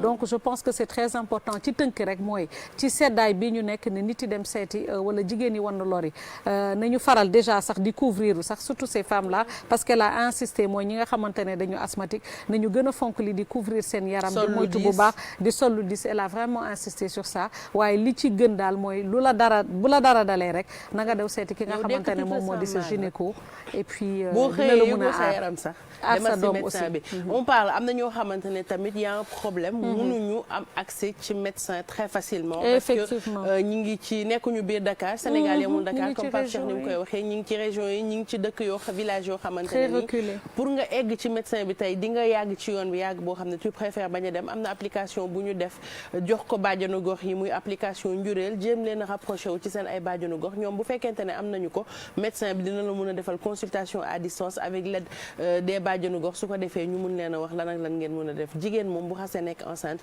il faut absolument que ñu suivre ko bu baax a baax a baax a baax il faut absolument que mu respecter ay visitam noonu rek la mun a sauver boppam sauver bébém ba dara du leen jot mu accoucher daal di ciy mucc et puis ñu mën a egg niveau bi nga xamante ne États-Unis wala Europe egg nañ fa actuellement ba nul ne décède ici en accouchant loolu la ñu bëgg mu nekk suñu slogan ñun tamit fii nga xamante ne moom mooy Sénégal même bu dee dañ lay wax sax boo nekkee enceinte benn tànk bee ngi àlaxira benn bee ngi àdduna bëggatuñ dégg loolu bëgg nañ ñu ne fii kat taux de mortalité ci jigéen boo xamante ne mi ngi accouché amatu fi jeex na wàcc na loolu mooy suñu objectif merci beaucoup Mado ci sujet bi fantastique c'est bien de penser aux femmes qui sont dans les zones oui les parce plus que ñëpp reculées. amuñu accès ci hôpital parce que vraiment ba léegi ñu ngi xam ne ñu ngi wax parce que en 2020 am na ñoo xamante ne situation yi nii bu ñuy dem di accoucher toujours ci au cours de la route parfois day compliqué parfois duñu sax am moyen de transport waxuma la ak nag ay yenn hôpitaux yi nga xam ne ci yenn zones yi nekk na doy waar parfois ñu naan la zone hôpital luxe la te hôpital je pense que droit la war a nekk droit bi gën a ndaw ci nit ki da nga am droit ci sa santé donc fépp fu nit nekk war nañ ko tegal poste de santé boo xamante ne bu amee lu koy metti war na fa mun a dem mais comme tu dis ñoo ngi 2020 ba léegi biir Sénégal fii am na ñoo xam ne tey bu ñuy accoucher ji ay sareet la ñuy yéeg ay dañuy dox ba sonn ay dañuy dox balaa ñuy egg hôpital des kilomètres et des kilomètres dëkk boobu noonu fii essence bi doon tàkk noonu te mu bañ a fay yee ma dégg si journal bi ñu ngi wax naan ne amul hôpital ak yooyu man li ma njëkk a laajte mooy jigéen ñi man obviously ñi lakk ba dama njëkk ne léegi ku bëgg a accoucher wala sa doom feebar yenn feebar léegi fooy dem comme looy def non toujours moom lañ doon wax parce que xam na ñu ngi doon wax xanaa government bi yëguñu li ko kay chaque jour ñu wax c'est bu ñuy wax ci yéen bu ngeen wax léegi mi ngi wax bàjjenu gox application machin c'est bien pour yéen ñi nga xam ne vous êtes dans les zones yi nga xamante ne vraiment c'est entre guillemets UP am ñoo xamante ne ba tey connexion internet amuñu internet amuñu kii ak yooyu amuñu sax courant mi ngi noonu donc toujours faut penser à ces personnes là parce que ñooñu tamit toujours suñu rôle ñun média tamit di alerter les autorités d'où l'utilité d'avoir beaucoup de bàjjenu gox yi ma ne ko ci d'où l'utilité d'avoir beaucoup de bàjjenu gox c'est vrai que parfois c'est des coins très reculés waaye léeg-léeg aussi bàjjenu gox yi nga xamante ne dañu solution alternative la ñoom mun nañ dem di def ay sensibilisation ci yenn femmes yi jàngal leen naka nañu war a jàppale femmes yi nga xamante ne ñoom ñoo nekk foofu war na lor parce que comme peut-être ñoom ñi ngi ngi fi waaye ñoom bu ñu demee bu ñu leen pousser ci régions yi les plus reculées ñu defal formation yenn famille je pense que déjà les premiers soins sax ñoom dinañ ko mën a def fii ak nag yàlla di leen di jàppale. mais loolu ma doon comme je dis solution alternative la en attendant nous ce qu'on veut c'est que sénégalais fu mu nekk am poste de santé bu ko jege ba nga xamante ne su feebaree wala doomam feebar wala mu nekk enceinte mu mun fa dem ndaxte c'est un droit en fait droit la ci droit yi gën a moo tax ñeneen ñi dëkk ci yenn zone yi boo fa gisee buñ fa amee keroog xamante ni yàlla ubbil na ko bu tuwal sax mu nekk star wala dara première chose bi muy njëkk a def mooy sama gox bi ma dëkk fële ca ambulance wala ma defal fa dama fa yóbbu ambulance wala ma defal fa hôpital mu nekk loo xamante ni dina leen arrangé ci genre situation loolu nag lañ ko war a mën a jëm challenge autorités yi ñu jàpp ci autorités yi ñu jàpp ci d'abord ñu xam ne ndaxte zone yi gën a reculé bu ñuy def campagne électorale autorités yi dañuy jéem a fexe fouiller zone yooyu noonu yëpp because ñi nekk ci région yooyu noonu ñoom d'habitude ñoom ñooy fal de président ñoom ñooy dem sànni carte parce que ñun ñi nekk peut-être Dakar aussi city si aussi yenn kii amuñu time pour génn ñi ngi voté ji de base caaxaan yi waa Dakar ngi voté ji mais xam nga ñoom tamit dañuy dem fekki leen wax leen lu bare ñu yaakaar leen ak yooyu noonu ñoom ñooy génn dem voté ñoom ñooy génn dem tàcc c'est les promesses électorales yéen yi lekk xel la sax tamit ba pare amul par exemple ay médecins yu fa nekk tu sais pourquoi jëmu bopp ñoo mënu à aller effectivement parce que duñ fa nekkee itam ci conditions yi merci beaucoup xam nga aujourd'hui dafa am y a des métiers yoo xamante ne ça faisait rêver et la médecine en faisait partie aujourd'hui beaucoup de gens dañuy jàng médecine bac plus 8 bac plus 12 tu sors commences à pratiquer tu as du mal à t'en sortir ñu bëri ci ñoom xam nga moom di ko nekk seen xalaat nu ñuy utee pukus bu ñu def clinique ba mën a tirer leur épingle du jeu ba mën a am xaalis gérer tout ça aussi c'est des problèmes qu'il faut tenir en compte et puis essayer de les gérer pourtant li may wax dëkk daal il faut ñu gérer jàng bi éducation lekku nit yi ak santé ñeent yi ñu ko assurer ñun ñu gérer leneen li ci des li nga xamante ne c'est un superflu des choses de luxe ñun dinañ ko mun gérer suñu bopp mais 4 yi nit daf ci am droit donc nañ leen ko jox bu baax a baax merci beaucoup Mado pour rubrique bi Sophie maa ngi ñëw ci yow waaye balaay boobu jottali ma fi yow yaay xale bi dangaa sañ sa sax sa rose bi baax na sa jupe baax na sa chemise baax na j'aime bien tes chaussures loo ma jox nii shampoing bi neutralisant ah sivop te day dëgëral karaw ba pare gën a briller sa karaw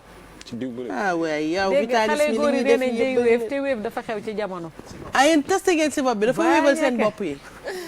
dootoo leen ko defati ma xool bii ban la déggal Mamadou nee na shampoing nourrissant bii moom pour borom karaw yi af yi mel ni man la borom leel yi nga xamante ne ñoom lu ne def nga ko ci karaw gi rek mu ne du ñëw bii nii moom ngay jël mu nourrir bu baax sa karaw yi gën koo dëgëral bu ko defee leel dootul am af dootul am balaa ngeen ma koy tuddal ma tuddal ko sama bopp Mamadou Ndiaye booy diwoo da nga tendance Pape Cheikh parce que nee na moom day diwoo idéal men bi nga ne moom ngay diwoo yow tamit moom moo ko jox yow tamit nga testé waaw wóoruma bu ñëwee ñu vérifier ko loolu keroog moom laa gis nga xam d'habitude xam ngeen ni man dama fi waaw yow geeru kew ngay jógee léegi jeex na tey weexoo na wey xam naa Exidex moom bii laa koy may moo dàq weex ci àdduna bi mooy mu jaxase ko shampoing bi de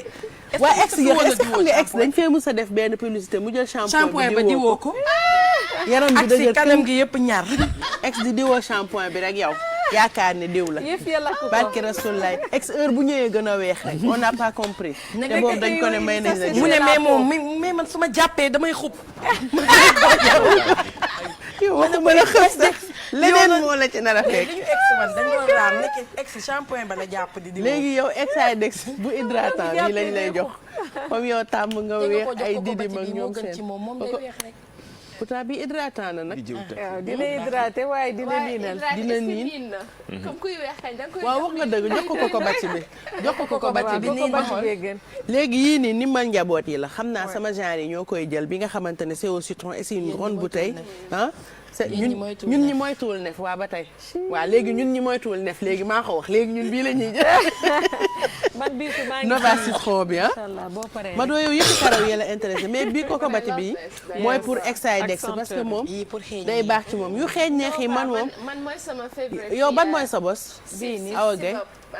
man I love bi ak beneen. man bleu bi moo ma neex. waa pompal bleu bi ñu koy respirer nank. lii dama leen a ràññee. lii dafa neex Bijou Ndiaye soo raxasee sa toilette ak eau de javel bu saf bi bu xaw a xeeñ bu baax. bu grain bi wala ndox bi nga grain bi. waaw jaay ma eau de javel grain man loolu dama ko mos a rey. après nga këpp ko ci. nga sotti ko nii. waaw wala nga am sa capette comme capette nii. nga day jël fekk ko nga raxas ak eau de javel bi ba pare après nga jël ko. parce que man maa ngi mel ni ku dugg cinéma bi. ca waxtaan leen Nova mi am na bay xam nga lu tax. waaw lu tax. set xam nga balaa ngay xeeñ neex il faut nga set d'abord. parce que boo xeeñulee neex nga bëgg see. gis nga bu setul nga xeeñ neex ay affaire yu jaxasoo lay indi sax du baax. so boo defee lii yu foor yu jaxasoo it's very good man ay man moom Bijou maa ngi ci li nga xamante ne Mado yow nga ne yaa ngi ci waaw man moom lépp lu jëm ci taaral bopp rek maa ngi ci donc bii nag moom mooy crème bi nga xamante ne moom la ñuy défriser xale yi c'est très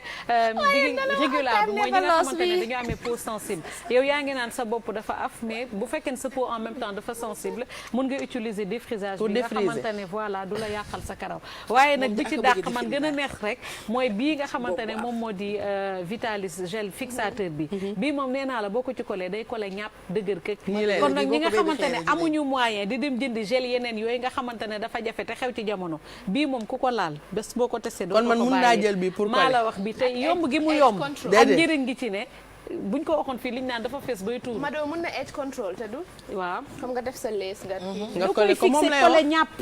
déggoo ma moom lay expliqué ni ñàpp. collé hu. ok dina ma ne ñaay indi diw bi. non bu ñu wàccee nga diw xam nga ñu bari non xam nga ñu bari dañu mel ni man. du ñu diw siin dañuy def fii feeñ rek. yow da ngay solu ba pare diw mi ngi noonu fii feeñ rek bari na ci bari naa ci ay morom de ñoom mel nii. fii feeñ dañuy xoolal yàkkamti na sangu solu ba pare. fii feeñ rek chaque jour la Pape doon wax. bu ñu xëyatee chaque jour dañu naan kaay leen ñu waneen tey pooj waaye dinañ waneen tey taw ndaw yeel yu weex. dëgg la de Mado chaque jour mu tere ma ko challenge. chaque jour mu tere na ko mais bii moom léegi. et puis ça sent bon donc ça donne envie et puis tranquille c'est super. Nova daal moom ni mal njaboot la fi nekkee lépp loo leen soxla moom am na ko. muy léegi shampoing sànq Awa Gueye dafa wax benn affaire bu am xeeñal solo kër. boo paree ci loolu mu ne loolu dafa ma mujj marqué. eau de javel grain. eau de javel grain. da nga naan eau de javel wala nga ne javel grain. mais non kër yi noonu la ñu daan wax. yaay boo daan yónnee eau de javel day ñëw ne ma dama jëndal ma eau de javel grain. waaw mais xam nga dara ne yi boo daal nee di eau de la javel eau waaw bi dëgg la déedéet xam nga boo eau nee bi eau de mooy javel ndox daal. eau de voilà javel léegi eau bi yow jiitu bàyyi ñu. léegi da ñu nga war a ñu wax javel jàngal. grain. yow wuyu ma mel na ni ma ne la doom jox ma pot bele au lieu de pot bi. bàyyi ma xale tubaab yi bàyyi ma deux fois kii ñun eau de javel doom la ñuy wax bay ñu jaay javel grain la ñuy wax. ñun duñu wax sans javel dañu naan eau de yow javel. waxal ak man de sa lay taala xam nga lan la koy waxee. xam nga lan la continuer leen di wax eau de javel doom Gere. en attendant Nova indi na produit yi ngeen soxla yëpp woote leen Sivop waa indi na produit yi ngeen soxla yëpp woote leen ci Sivop gi ñuy waxtaanee sax ñu mayaat leen xaalis wala téléphone yi nga xamante ne pour yéen la en attendant ngeen di composer nii rek ñii bugguma leen ñu naan Javel grain. grain nga war a waxee non non waxuñu javel grain la ñu war a wax de. ngeen mel ni mais ñun ñëpp ngeen loolu la ñu daan wax. bari moom la ñuy wax. ñu màggaale mooy eau de javel grain. eau de javel grain. loolu ñu màggee javel grain. wallaay de. non non ndax dañu la naan wutal ma ndoxu javel doom boo ko doon traduire. pelonage wala loolu. ma ne la Ay yéen. Bijou. yéen a ngeen noonu déedéet c'est que yow Bijou yaa war a ñu séparer ñaar bind ñi. bi c'est contradictoire contradictoire. mais dëggal kii ne on eau de est pas javel dans doom une bi. télévision on est chez nous may ñu jàmm yow Pape Samba ana Sophie on est dans une télévision lii ñuy wax nii moom la nit ñi di wax seen kër yi eau de javel oui eau de javel doom yow looy wax Pape Samba eau de javel pas eau sax de javel eau de javel hors de javel grain wala hors de javel. ça fait plaisir quoi. Sophie. loolu neex na. Sénégal dafa neex Sophie Sophie ani nga waaw Sophie du ma faale ma gis ko mu sote ay crevettes noonu ba mu rafet cëm Sophie oui foo toll ci sote bi fi mu ne nii kay sauté bi daanaka yemb na li ci des rek mooy ñun ñëw rek yeggali daal dressé li nga xam ni mooy suñu assiette comme nag salade de fête la ñu wax rek mu nekk salade des îles bi nga xam ni moom laa leen proposé tey sànq nag won naa leen ingrédients yi Bijou soo paree ñu dem waaw acca ci bu lay neex rek na ma fi mu toll nii li nga sotee crevettes yi rek sedd na sama xol déjà maa ngi la koy andi léegi waaw maa ngi xaar d'accord léegi nag Bijou comme ni ñu ko waxee woon sànq rek wanoon nañ leen li nga xam ni moom la ñu am mooy crevettes yi déjà nag commencé nañ di ko sauté fële ci suñu poêle déjà rek gis nga am nañu tomate bi nag dañu ko jël rek daal di dagg ko en rondelle ñu tamit jël quelques concombres def ko dans de l'eau lépp rek pour touche finale bi lay doon ci kanam déjà crevette bi nag ku ne xam na ni crevette dafay xaw a sëcc la plupart du temps soo koy lekk moo tax nag dafay laaj boo ko raxasee ba mu set boo koy sauté nga daal di ciy def aay bu doy aay bi nga ciy def nag rawatina aay bi nga xam ni waa J Global Food ñooñu ko andil de préférence aay bu frais bi moom nag ngay jël daal di def tuuti beurre bi ñu defee tuuti beurre nag ci lañ jël jiital aay bi rissolé ko ba mu commencé am couleur ci la ñu jël nag crevettes yi daal di ko ci rajouté def pincée de sel pincée de poivre am nañu fii nag suñuy épices ci kanam lañ ko ciy def fi mu ne nii nag damay ñëw rek daal di jël tuuti huile d'olive attention daal di jël nag benn trait huile d'olive daal di ko ci rajouté ma mën a continuer nag li nga xam ne mooy sauté suñuy crevette fii nag tey dama choisir nag li nga xam ni mooy saucisse de poulet fumé bi nag bu la neexee mën nga ko changer mais man tey maa ko choisir fumé bi parce que tam dafay gën a relever li nga xamante ne nii mooy guubu togg bi ñu am aussi ay crevettes yoo xam ne dañu ko bàyyi noonu en entier teg ko à côté loolu nag ci kanam pour dressage bi lay doon am nañ fi betterave moom tamit ñu dagg ko en petit dé am nañu cornichon ak olive am nañu persil coriandre bi nag soo defee olive bi rek ak kii saucisse yi da ngay ñëw rek daal di jël sa persil coriandre daal di ko ci rajouté professeur Petit Ndoy voilà gis nga nag suñu defee nii am nañu fi nag li nga xam ne mooy pamplemousse moitié bi ngay jël sànq nag defoon naa ci damay jël reste bi rek au lieu de citron man nag tey pamplemousse bi laa jël moom laay jël nii rek daal di ko ci rajouté su ma ko ci rajouté ba pare ma ñëw rek jël suñuy cornichon moom it daal di ciy def voilà gis nga nii rek ñu daal di sauté crevette bi ak saucisse de poulet fumé bi persil ail ak tuuti piment vert mën nañu ñëw nag jël li nga xam ne mooy suñuy épices naturelles moom it daal di ciy rajouté voilà mën nañ ci defaat tuuti huile d'olive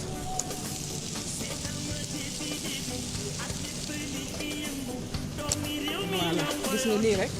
nga am benn mélange bu extraordinaire attention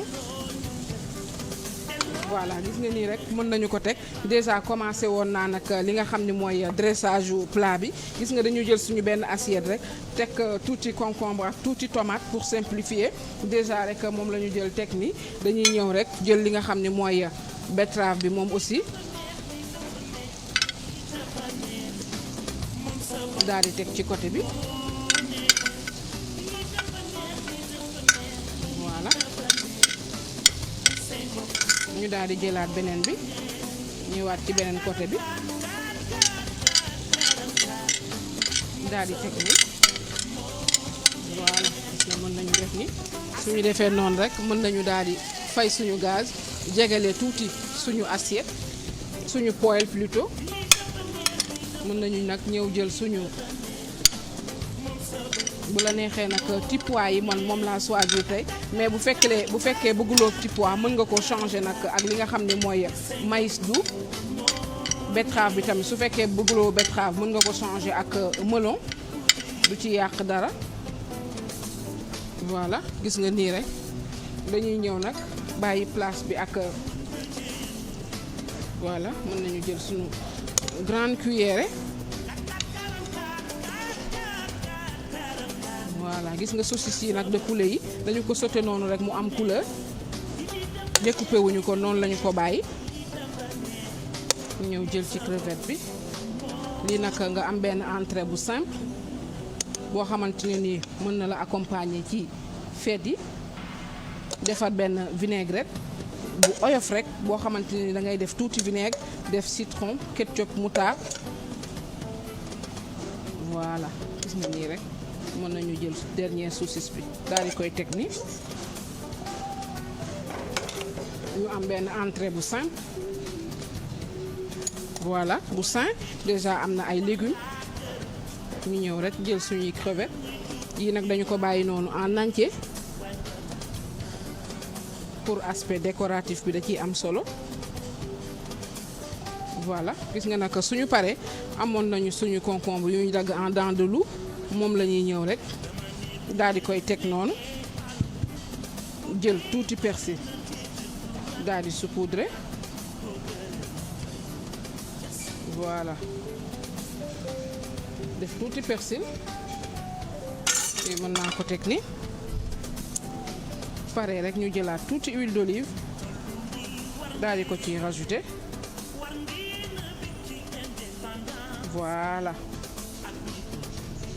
nii rek voilà Bijou gis nga lii nag moo nekkoon entrée bi nga xam ne moom lañ leen proposé tey mu nekk benn entrée bu simple lii nag suñu mélange d'herbe la ñu jël rek def ko fi ak un peu sauce bu pimenté lii nag Bijou moo nekkoon entrée bi nga xamante ne ni moom lañ leen proposé tey mu nekk salade des îles bu simple bu la neexee nag mën nga ci yokk calamar wala pourquoi pas nga jël quelques moules daal di ko ci def moom it découper ko sauté ko rek mu ànd ak li nga xam ne mooy crevette bi ak saucisse de poulet fumé bi nga xam ne moom laa ko defaree tey nag man dama ko bàyyi noonu mu simple crevette rek laa utiliser ak légumes yi nga xam ne moom laa ci def Bijou lii nag mën ngeen ko reprendre pendant les fêtes parce que cherul te aussi yomb na defar juste crevettes yi rek ngay sauté relever ko épicer ko ba mu am goût su ko defee nag nga daal di dresser sa assiette bu mel ni jaajëfal rek waa Dieye Global Food ñi nga xamante ne tamit ñoo ñu accompagner lii nag boo ko defaree ba pare gis nga fruit du Dieye Global Food yi dafa pratique neex a utiliser tegal sa huile mu bañ a tàng ba mu sensé nga jël pomme de terre bi daal di ko ciy def saaf teg à côté bu la neexee nga sauté ko ak quelques épices bu la neexee nag nga bàyyi ko noonu mu naturel bu la neexee aussi nga jël ci seen fromage marketing bi daal di ciy râpé tuuti seen oignon bi aussi nga defar ci crudité rek pomme de terre bële mën na ñoom it am nañ pomme de terre jaune moom it nga jël ci pomme de terre bi rek def tuuti pomme sautée teg à côté loolu yëpp ay repas de fête lay doon yoo xamante ne ni mën nañ ko reprendre Bijou ci fin d'année bi. te li ma ci neex mooy danga koo simplal nii. non dafa simple lii dafa simple. bu simple woon nga toj fi na wàcc dégg nga. maa ngi nii di ñëw. Coro neen na wàcc. ne ko maa ngi nii di ñëw léegi ci moom. à tout de suite merci beaucoup Sophie. à toi à Dieye Global Food ak aussi borom vaisselle yu rafet yi di Adja bu sëñ Saliou Adja mu sëñ Fall vaisselle yi pop na Adja c'est très beau on aime bien mais du sànq ba léegi maa ngi def ni sama montre bi rafet na waa Malado ñoo koy jox ak bu Ndiaye waaye nañ ma dimbali may ma ci bu doore bi moom kay Malado ñëpp a bëgg seen montre yi wala ñu jaay ñu sax man de bëgg naa mais na laal na ci exay dag sa gi laaj ba sam Awa Gueye Coro c'est magnifique on vous donnera les numéros waaye tey plat bi liñ fi toog yëpp sama benn xarit bu ma mere laa koy yàqan pour ñu juboo muy sëñ Abo bu sëñ Cheikh Saliou surtout sëñ Saliou Mbacke nga xamante ne bi ñu waxee maamam affaire yi da koo yëngal waaye man sama xarit nga loolu dara du ko dindi tey li so fi toog yëpp dañ la koy indil tey kenn du ko laal incha allah du ay dóor sama xarit la Coro bàyyi li ngay def nit buy juboo da ngeen koy jàppale sama xarit la sëñ Abo merci beaucoup Sophie ci plat bi dañuy continuer yeewu leen bi wote leen en attendant rubrique Awa Gueye bi tey day jàll ndax rubrique bi ça fait 2 ans ñu koy teg mënul fexe ba dugg sëñ Saliou nañ jël ki nekk ci téléphone bi nañ jël ki nekk ci ligne bi bu ko defee buñ paree rek waxtaan ak Awa Gueye directement allo allo yow bul coupé allo bul coupé waaye na nga def waaw maa ngi doomu dégg góor fii ça va alhamdulilah noo tudd ak fooy wootee maa ngi wootee Parcelles noo tudd yow sama waa koñ nga kon Parcelles laa màggee bu leen ma xool 3 te waaye doomu chef de quartier bi léegi xaw nañ sori mais ba léegi Parcelles la ban unité nga nekk 13 waa xaw na sori tuuti waaw mais 10 unités yi nag du demee noonu de Parcelles unité PR yi nii la impair yi nii la donc presque 5 unités ñuy séparé rek waaw man Parcelles laa miin bu indi problème booy PA ngay am fii ngay lan man de loolu xaw ma ban façon assainissement la. assainissement bi après donc koy laaj ñu ko assainir. père yi nii impair yi nii. ay yéen ngeen leen ci waa Parcelles. waaw loolu moom dëgg la loolu dëgg la ndax amul benn ordre moom. dëgg la amul assainissement Parcelles sunu rubricaire bi moom la wax naka xare. unité père yi nii la impair yi demee nii ñun unité 1 la ñu takkalool ak unité 5. 4 la ñu jàkkaarlool am na unité teglante mais du yëpp. ak 2.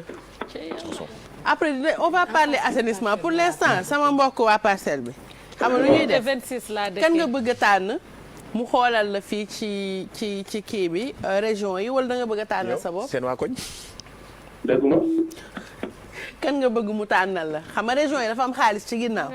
waaw. léegi yow boo tànn lu fa nekk yaa ko moom ñu wéev la ko léegi ngay gis. waaye ma bàyyi sama bopp Parcelles bi mu tànnal ma. ma tànnal la. waaw ay ca nañ ànd ci tableau bi maa ngi yow léegi croise les doigts nga porté ma chance fu may tànn sax waay. ci suuf moom bul fa xool. on va chercher sànq fu ma tànnoon. waay jaajëf delloo ziar Kaffrine laa tànnoon. Sédhiou tamit jël nañ ko. Sédhiou jël nañ ko. mais pourquoi pas Dakar. fu may jël waay. yow fu la inspiré yow sama mbokk waa Parcelles bi. Matam peut-être. ban région nga xool sentir ko Matam ah. waaw Aïcha ñu dem Matam. mon ami mon frère. sama dëkk. waaw jege na ma de. nañ xool luy nekk Matam. looy imaginer nii. ay 1 million yooyu jëm kaw ah. alors on va voir attendre un petit peu région Matam génn ñu pose ko en attendant defal ñaan yi. defal ñaan yi.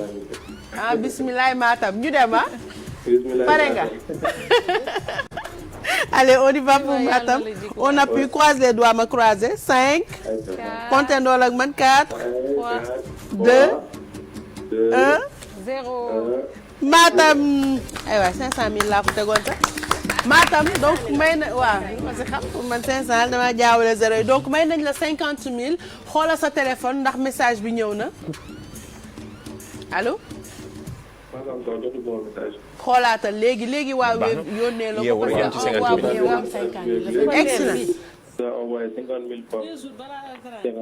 voilà yaa ko moom nekkee ko wala nga añee ko wala nga def ci lu la neex et puis à tout moment mun nañ la woo fii ak dimanche daal lay may iPhone 12 Pro Max bi maa la gën a kontaan. merci beaucoup passe une très belle journée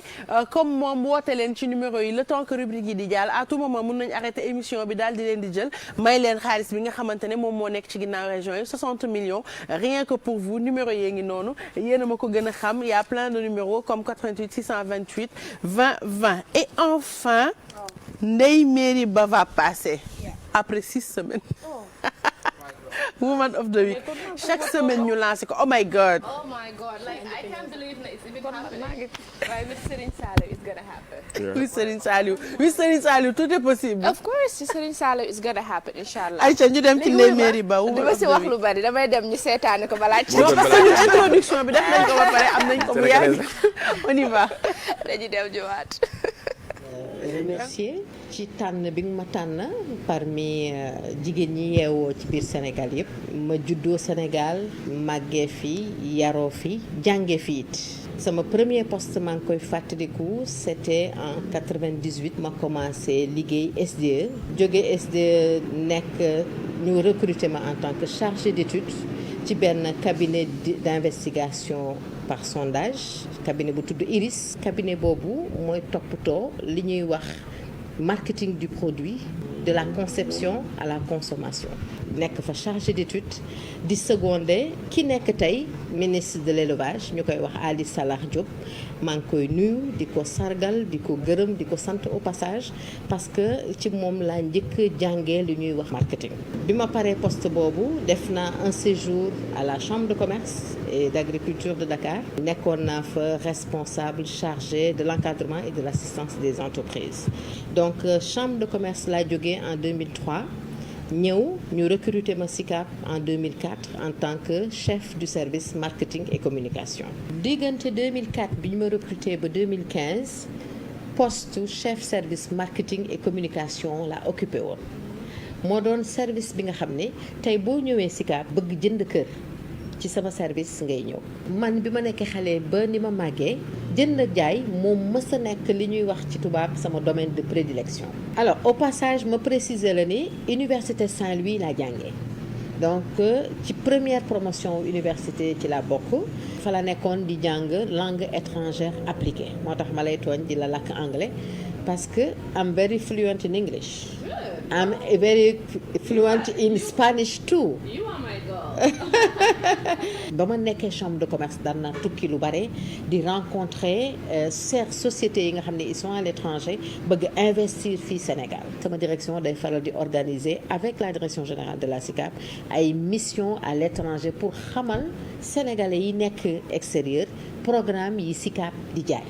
yenn saay du toujours xam nga ngay am li nga bëgg ni nga ko bëggee ak fi nga koy bëggee mooy yenn saa yi nga dem étranger par exemple wax ak association dans le cadre d'une sensibilisation di nga wax ak association bi tëral ak moom discuter ak moom si des fois sax nga signé ak ñoom contrat ñu waroon a indi sénégalais yu bare ñu rencontrer les promoteurs immobiliers yi ñuy faral di àndal sensibilisation boobu day def défaut dans le cadre de mon travail yenn saa yi ku góor ñëw ne ma en tout cas madame ba li nga ma wax tegoo ko fenn wala li nga ma wax defoo ko parce que danga ma waxoon par exemple à telle date nga may jox kër gi ba fi may wax ak yow date bi passé na donc la nga ma waxoon defoo ci dara donc loolu jotoon na am mais damay comprendre que ni ci liggéey bi la bokk concept bi nit ki dafay mënal boppam di jéemal boppam bu jéemee leneen lu mu am muy doon bénéfice mu fekk si ko kenn bañu xaalis awa waaw bëgg naa ko parce que moo tax may liggéey mais nag différence bi mooy dama gëm ñaq amal ko sama bopp waaw sama rakk yi ak sama doom yi nga xamante ne ñi ngi jàng marketing ak commercial li ma leen ni njëkk a dénku mooy la patience parce que mën nga jaay tey dara mu jar léegi-léegi mën nga jaay tam mu am diir door a jaar di gërëm di sant waa TFM yëpp di la remercier waat yow lépp looy yaakaar di ko yéene ci sa liggéey yal na la ko suñu borom bi may ba may la ci lu weesu sa njot merci infiniment thank you so much dear sister. voilà enfin rubrique bi jàll mu nekk jigéen boo xamante ne jigéenu jàmbaar la di liggéey ba pare man j'aime bien le conseil bi nga xamante ne moom la jox jigéen ñi parce que souvent da ngay commencer benn affaire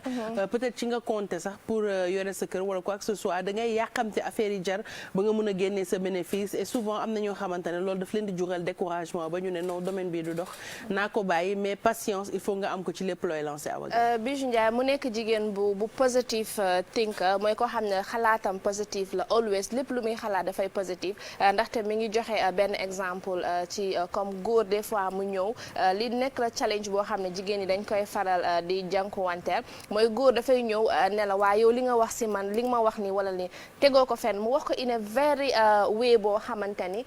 yow bu doon kenn la da nga siy gis sa bopp nga am nooy réagir moom nee na moom gisul du ci gis boppam ne moom jigéen la dafay gis boppam ne lii liggéey bi la. comprendre ngeen biir liggéey bi là je comprends dabe naa. man comprendre ma de. ok li ma gisoo nañu la sigee xool ñu ngi lay xool rek yaa ngi wax te xam naa ñi seetaan tam nii lañ comprendre réew léegi ñëwaatal nga expliquer li nga bëgg a wax mu leer daal aw Ndeye Mary Ba muy fonto ci biir liggéey bi. waaw ci biir liggéey bi. Ndeye Mary Ba da nga ne conseil bi mu jox patience ak yooyu ma ne la dafa nekk jigéen bu nekk a positive thinker mooy lépp lu muy xalaat dafay xalaat in a positive way daal xalaat bu rafet lay am waaw nekkut nit ku négatif you get it parce que sànq mi ngi joxe benn exemple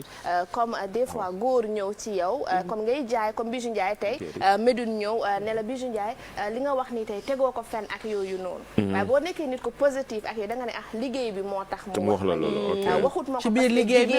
d'accord ok waaw waaw ah d'accord je comprends bien ñu bañ a susceptible xalaat ne luñ ñu wax rek dañ ñuy xeeb ndax jigéen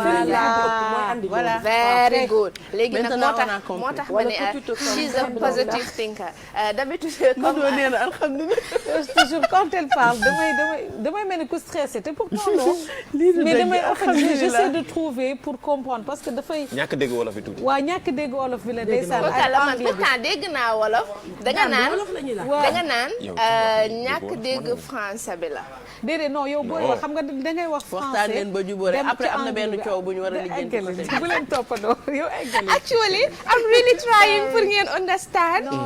good thank you how are you so nice loolu understand ngeen ko nekk na loo xam parce que jigéen ñi d'habitude dañ naan waaw góor daf may xoolee beneen bët parce que jigéen laa ma diriger and stuff like that non loolu moom en fait il faut pas que jigéen ñi di jiite wala jigéen ñi di liggéey di ko jiital ci seen ay xalaat faut pas que ñuy ñëw seen bopp en tant que jigéen il faut ñu ñëw en tant que personne leader boo xamante ne yow yaay jiite leen looy def bañ a tegal sa bopp ay barrières balaa keneen di la ko tegal you have to be positive yow da nga am pour positive ba pare nga confiance nga sa bopp il faut juste que tu sois confiant. Confiant, voilà, confident. Quand tu te sens pas faible. li tubaab naan kii s'explique s'accuse. Tu comprends su fekkee ni da nga bëgg a nekk fenn. waaw d'accord da nga bëgg a nekk fenn par exemple tey yow Mamadou Ndiaye bu la waxee dara nga yow booy ñëw indaale ki sa bopp ne jigéen laa donc dama faible. luñ la wax da nga naan li ma nekk jigéen mais quand tu te sens vraiment forte quand tu te sens fière quand tu te sens prête da ngay xam ni et positive bi muy wax li nga da nga ñëw parce que da nga war a liggéey et que poste bi amul góor amul jigéen tu n'es pas obligé d'être sur la défensive. C'est parce que sa capacité moo fa nekk. voilà very good moom nag mu nekk koo xam ne li nga wax ni yëpp mu nekk ci moom. ndaxte very good li nga wax yëpp nekk ci moom ndaxte da ngay gis koo xam ne dafay am passion ne tey dama bëgg nekk an air hostess let's say nga màgg liggéey feneen wala air hostess mooy hôtesse de l'air. hôtesse de l'air.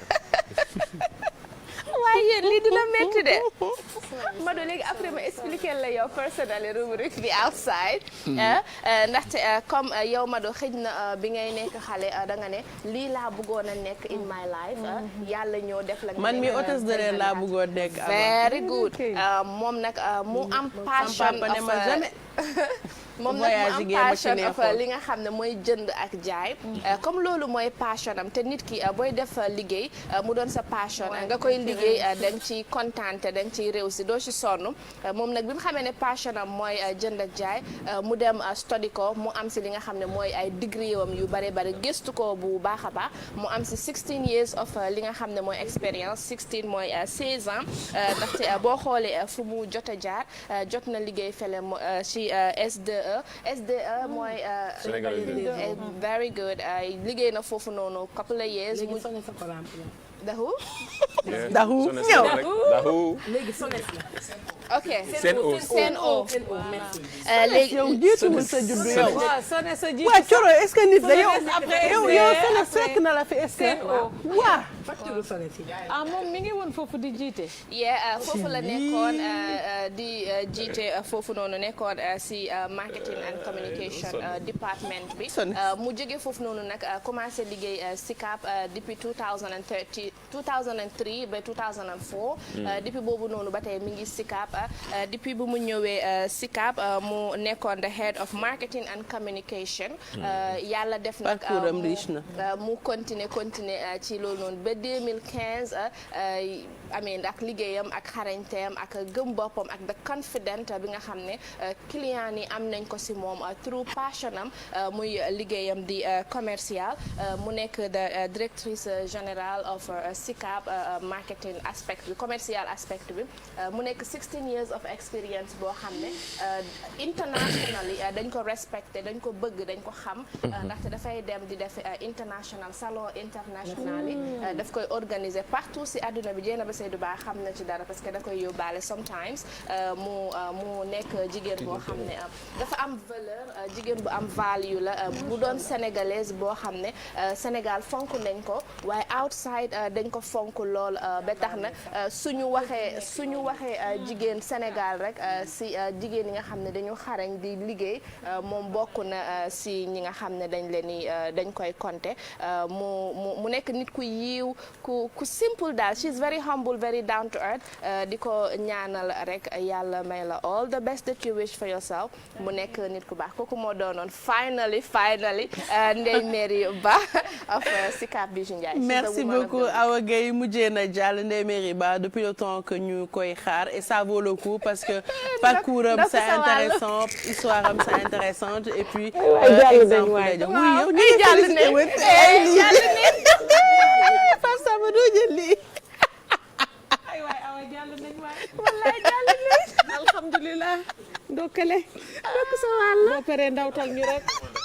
après ngeen ndawtal ñu rek dinañ leen ndawtal da koy jar donc merci beaucoup en tout cas c'était we have to celebrate ndokkale ni comme film yow c'est intéressant d'avoir une femme comme ça pour mu servir yeneen jigéen yi d'exemple jigéen foo munti nekk rek war nga mën a jiital à condition que nga am compétence yi et puis bu leen jiital ni ñun jigéen nañ wala quoi que ce soit lu góor yi mën def mun nañ ko def amul benn différence. merci beaucoup est-ce que du góor ñi loolu la ñu xam tamit. ñu ragalee xel yenn waaw léegi da ngay ñëw ñu jëm laa xoxatal and stuff like that. parce que dañu ragalee xel mais dara ñu ne génn ñoo far. mais Bijou est-ce que xam nga jigéen boo dénk. awa xam nga lan la xoola wuy ma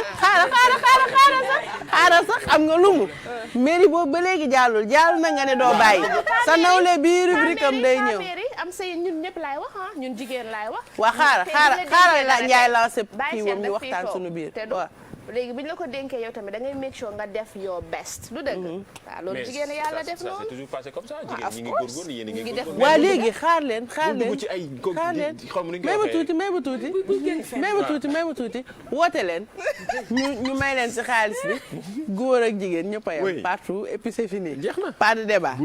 ñu continuer yéen woote leen le temps Ndiaye di lancer nii ñu waxtaanee suñu athlète bi nga xamante ne franco-sénégalais la moom li mu def mooy dafa lancer projet humanitaire ak association tuddee ko solution Sénégal parfois faut faire partie de la solution. objectif am mooy initier jeunes yi ci biir athlétisme su ko defee ñu am métier bu ñu mën a def. voilà mu nekk lu am solo moom mi ngi tudd Ludovic Bosson nekk koo xamante ni France la nekk di évoluer ci mbirum athlétisme am 22 ans nekk fa commencé déjà di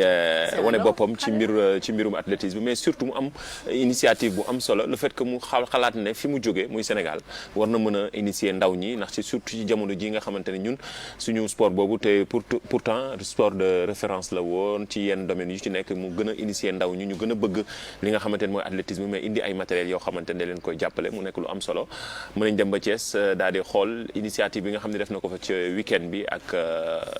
projet bi ñu tudd solution Sénégal mu nekk lu am solo mën nañu leen ko dégtal te ñëwaat. On est ici présent avec l'équipe Solution Internationale Sport pour mettre en place l'événement Solution Édition Sénégal, la première édition de notre association. L'association a été créée il y a quelques semaines, quelques mois. Nous sommes actuellement au Sénégal, à Thiès. On est en train de mettre en place l'événement. Il est maintenant fini. Il reste la remise des diplômes. On va procéder à la remise des diplômes. Je vais vous dire quelques mots par rapport à l'événement, comment ça s'est passé, comment ça s'est déroulé. Nous avons fait 2 jours. Le premier jour, ça a été entraînement et prise de parole pour expliquer le débrief de l'événement, comment ça allait se passer. Ensuite, nous nous sommes entraînés. On a fait 2 heures d'entraînement à l'aide du staff ici et de l'équipe Solution avec les athlètes. Nous avons accueilli 70 athlètes ce qui nous a permis de faire plusieurs ateliers. Un atelier course, un atelier saut, un atelier lancé. Donc voilà, nous avons souhaité aider ces athlètes avec l'équipe Solution parce que personnellement je viens d'ici, ma mère vient d'ici. Ça me tenait à cœur tout simplement en tant que franco-sénégalais de venir agir ici dans mon pays. Ça a été vraiment un plaisir pour nous d'agir avec eux. Nous remercions les autorités, monsieur le gouverneur, madame l'inspectrice. Nous sommes vraiment ravis, nous sommes contents d'avoir pu mettre en place cet événement. Ce sera normalement la première édition, nous souhaitons revenir ici, soit l'année prochaine, peut-être après. En tout cas, nous avons été ravis d'être ici. Nous allons maintenant procéder à la remise des diplômes, comme je l'ai dit tout de suite. Et voilà, un grand merci aux athlètes, les athlètes qui ont été investis, qui ont vraiment bossé beaucoup durant ces 2 jours. Ça a été très difficile pour eux, sous cette chaleur. J'espère que ces athlètes auront beaucoup de choses à retenir de cet événement, qu'ils puissent être motivés à l'entraînement et qu'ils puissent aussi performer parce que c'est aussi la raison pour laquelle nous sommes là, pour leur donner une opportunité d'avoir les connaissances techniques et les moyens techniques aussi pour être des futurs champions, Inch'Allah, dans les futurs proches et les futurs lointains aussi, pour qu'on puisse les voir dans les grandes compétitions, les compétitions internationales, les championnats du monde, les Jeux Olympiques. Voilà, merci à tous. Merci beaucoup Mamadou Ndiaye pour reportage bi. Comme on dit dans une société, parfois il faut pas faire partie des problèmes, mais faire partie des solutions. moom loolu la indi muy solution Sénégal jël athlétisme bi nga xam ne moom lay def inculque ko yeneen jeunes sénégalais, ça fait plaisir. Ça fait plaisir, c'est toujours bien. Parfois aussi lii dafa baax surtout ci domaine sport bi bari na ci ñu ciy liggéey lu nu mel wala ñuy def joxe initiative yu nu mel lii lu am solo la surtout ci discipline bi nga xamante ni aussi ndaw ñi la gën a soxla de manière générale discipline sportive yëpp ndaw ñi la mais surtout bi athlétisme moom dafa bàyyi xel bu baax a baax ndaw ñi ñu teel leen initier ñu bëgg ko jox leen ay matériel mais surtout former leen jox leen ay diplôme lii lu am solo la ci week-end bi la doon amee fële ca Thiès di ci remercier Sey Latir mi nga xam ne moo ñu fi teewaloon mais surtout fësal ñu initiative bu am solo bi nga xamante ni Solution Sénégal la ak athlète bi di Ludovic Bosson nekk koo xamante ni doomu Sénégal la dellu si waat giving back lañ koy wax ci basket maanaam dellu si fi nga jóge woon fi nga xamante ni mooy sa cosaan. ñu reste toujours ci domaine sport waxtaanee benn journaliste boo xam ne icône la woon ci monde sportif bi mu nekkoon Doudou Diène moom dafa décédé Mamadou Ndiaye. waaw dafa génn àddina démb la ñu ko xamal fa ca France moom Doudou Diène koo xamante ni rajo Sénégal la woon doon def nekkoon référence ci wàllu rajo ak journalisme bi ñu nekk mais koo xamante ni aussi génération ñoom Père Laye Diaw la woon ñoom ñaar doon nañ def duo bu doy waar fële ca Ndar ñu ci bari doon ñu expliquer seen jaar-jaar nekk koo xamante ni aussi kuñ dul fàtte la ci métier bi nga xamante ni chaque jour doon na ci gën di gindi ndaw ñi nouvelle génération bi la ñu daan duppee man bu yàggul dara yaa 2 mois derrière déggante nañ téléphone mu jóge woon France man yaakaaroon naa ni sax mi ngi woon fii ba léegi nekk koo xamante ni ku ñu doon suivre la aussi di ñu conseiller bu baax di ñaan yàlla xaare ko àjjana moom Doudou Diène nekk koo xamante ni aussi suñu référence la ci ñu bari mais surtout li ko gën a fësal nag ci jaar-jaaram fi mu jaaroon ci RTS diggante bi nekkoon ay conseiller ambassadeur bu Sénégal fële ca Belgique nekkoon ay jaar-jaar bu am solo liggéey ak ONU nekkoon professeur espagnol nekkoon professeur français en même temps nekk koo xamante ni daal bu ñu ko waxee ku ñu respecté la ci wàllu métier bi ñu nekk di métier journaliste di ko ñaan yàlla ak ay mbokkam yi nga xam ne ñoo nekk fële ca Ndar ñaanal ko yàlla presse bi yëpp aussi di leen ko jaale ci koo xamante ni du jël di ko jaale ñoom Tidiane Kassé bindoon na benn livre bu am solo lettre ouverte aux Sénégalais bu nga xamante daf ci expliqué waat Sénégalais yi ñun ni ñu mel ci suñu taar parfois suñu défaut yu bari mais de ko di nekkoon mbind bi nga xamante ni vraiment ko comme ni ñu koy waxatee une belle plume moo génn àddina moom Doudou Diène di ko ñaanal yàlla xaare ko àjjana. merci beaucoup Mamadou Ndiaye yàlla na ko yàlla xaare aljana comme li ngay wax rek œuvre du réer jóge na fi livre am daf fi des ak yeneen yi nga xamante ne jot na ko jàngal xale yi et surtout qualité yi nga xamante ne moom la amoon merci beaucoup ci rubrique sport bi foog naa ni ci la ñuy jeexalee yeewu leen bi mais en attendant il faudrait que ñu jëlaat beneen téléspectateur mayaat ko xaalis balaa poté di ñëw moom aussi continuer maye bi Teranga Sénégal c'est toute la journée au niveau de la télévision Futur Média dañuy xëy di leen may xaalis ba ñuy tëddi loolu kan moo ko mën 60 millions pour yéen iPhone 12 Pro Max laa lay tegal nii 256 giga yéen a ko moom woote leen balaa ñuy jàll ci anniversaire yi ñu mayaat leen xaalis 88 628 22 22 88 628 04 05 numéro yi yëpp dañ ciy maye pour buuxante bañ a am moo tax ñu tegal leen numéro yi fi nekk yëpp boo leen wootee ngeen tànnal seen bopp wala ñu tànnal leen ñu wéev leen ko Pape Samba xam nga lu ma fàtte depuis 5 jingalu maye bi dafa neex tegal ñu ko tuuti ñu déglu ah 30 jotagul xaar tuuti des na 12 minutes ay waay li neexul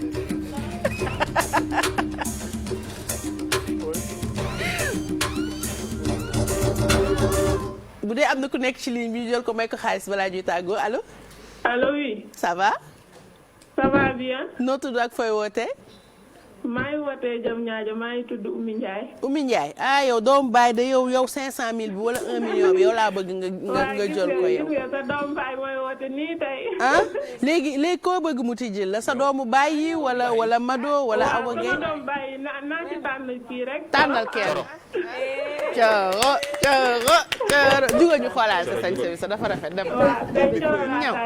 Coro li nga juppu ak li nga chemise amul fenn sa bleu rose na fenn na ii madame ñaa sañsel na la boo paree ñoo joxe numéro am gaaw c'est très beau léegi doomu baay. oui. yaay tànn wala Coro jëlal la région.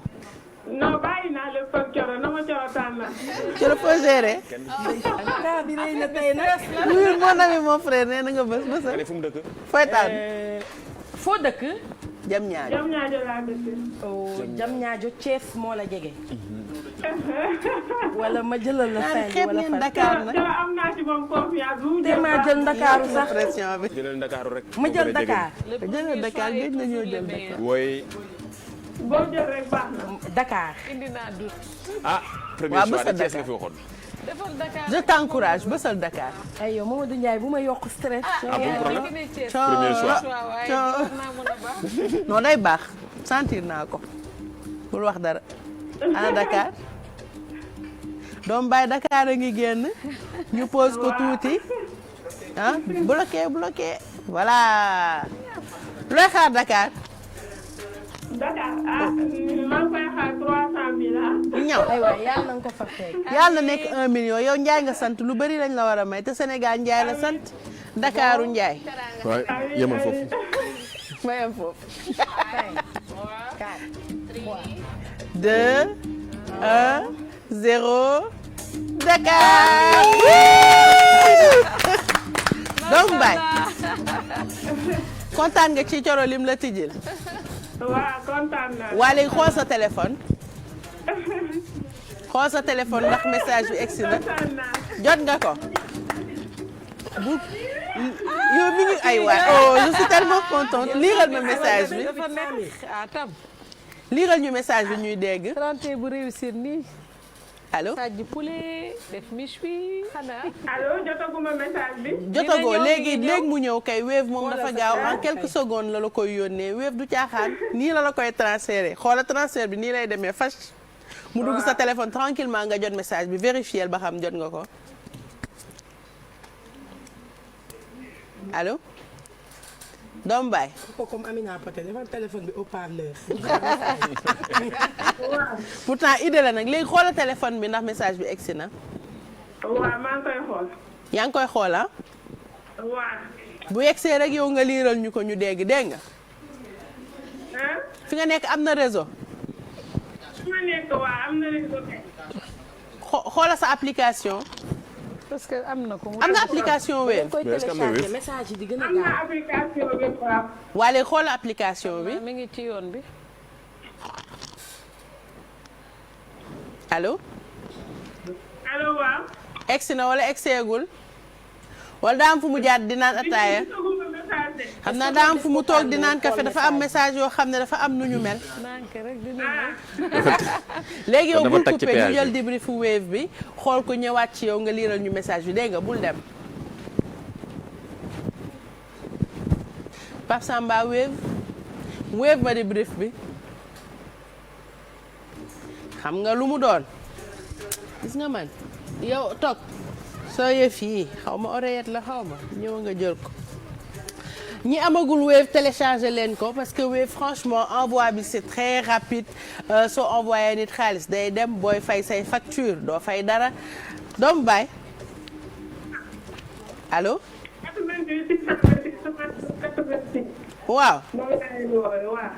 message bi ñëw na. ah jot nga ko. waaw jot naa ko. liiral ma ko may dégg. ma duggaat message bi. ñëw. lii daal neex na. man bëgg naa la daal. Ndiaye yëgate. waaw. nee na vous venez de recevoir 100 000 francs de l'eau Sénégal. Teranga Sénégal via Wave. yaa ko moom def ci lu la neex. yaa ko moom def ci lu la neex comme sama doomu baay bi. waa kon kontaan nañ bisu doomu baay. merci beaucoup donc def leen ni moom télécharger leen seen application Wave su ko defee su ngeen di fay seeni facture amul frais boo leen di yónnee xaalis ñëpp ko xam instant bi boo yónnee 5000 looy fay.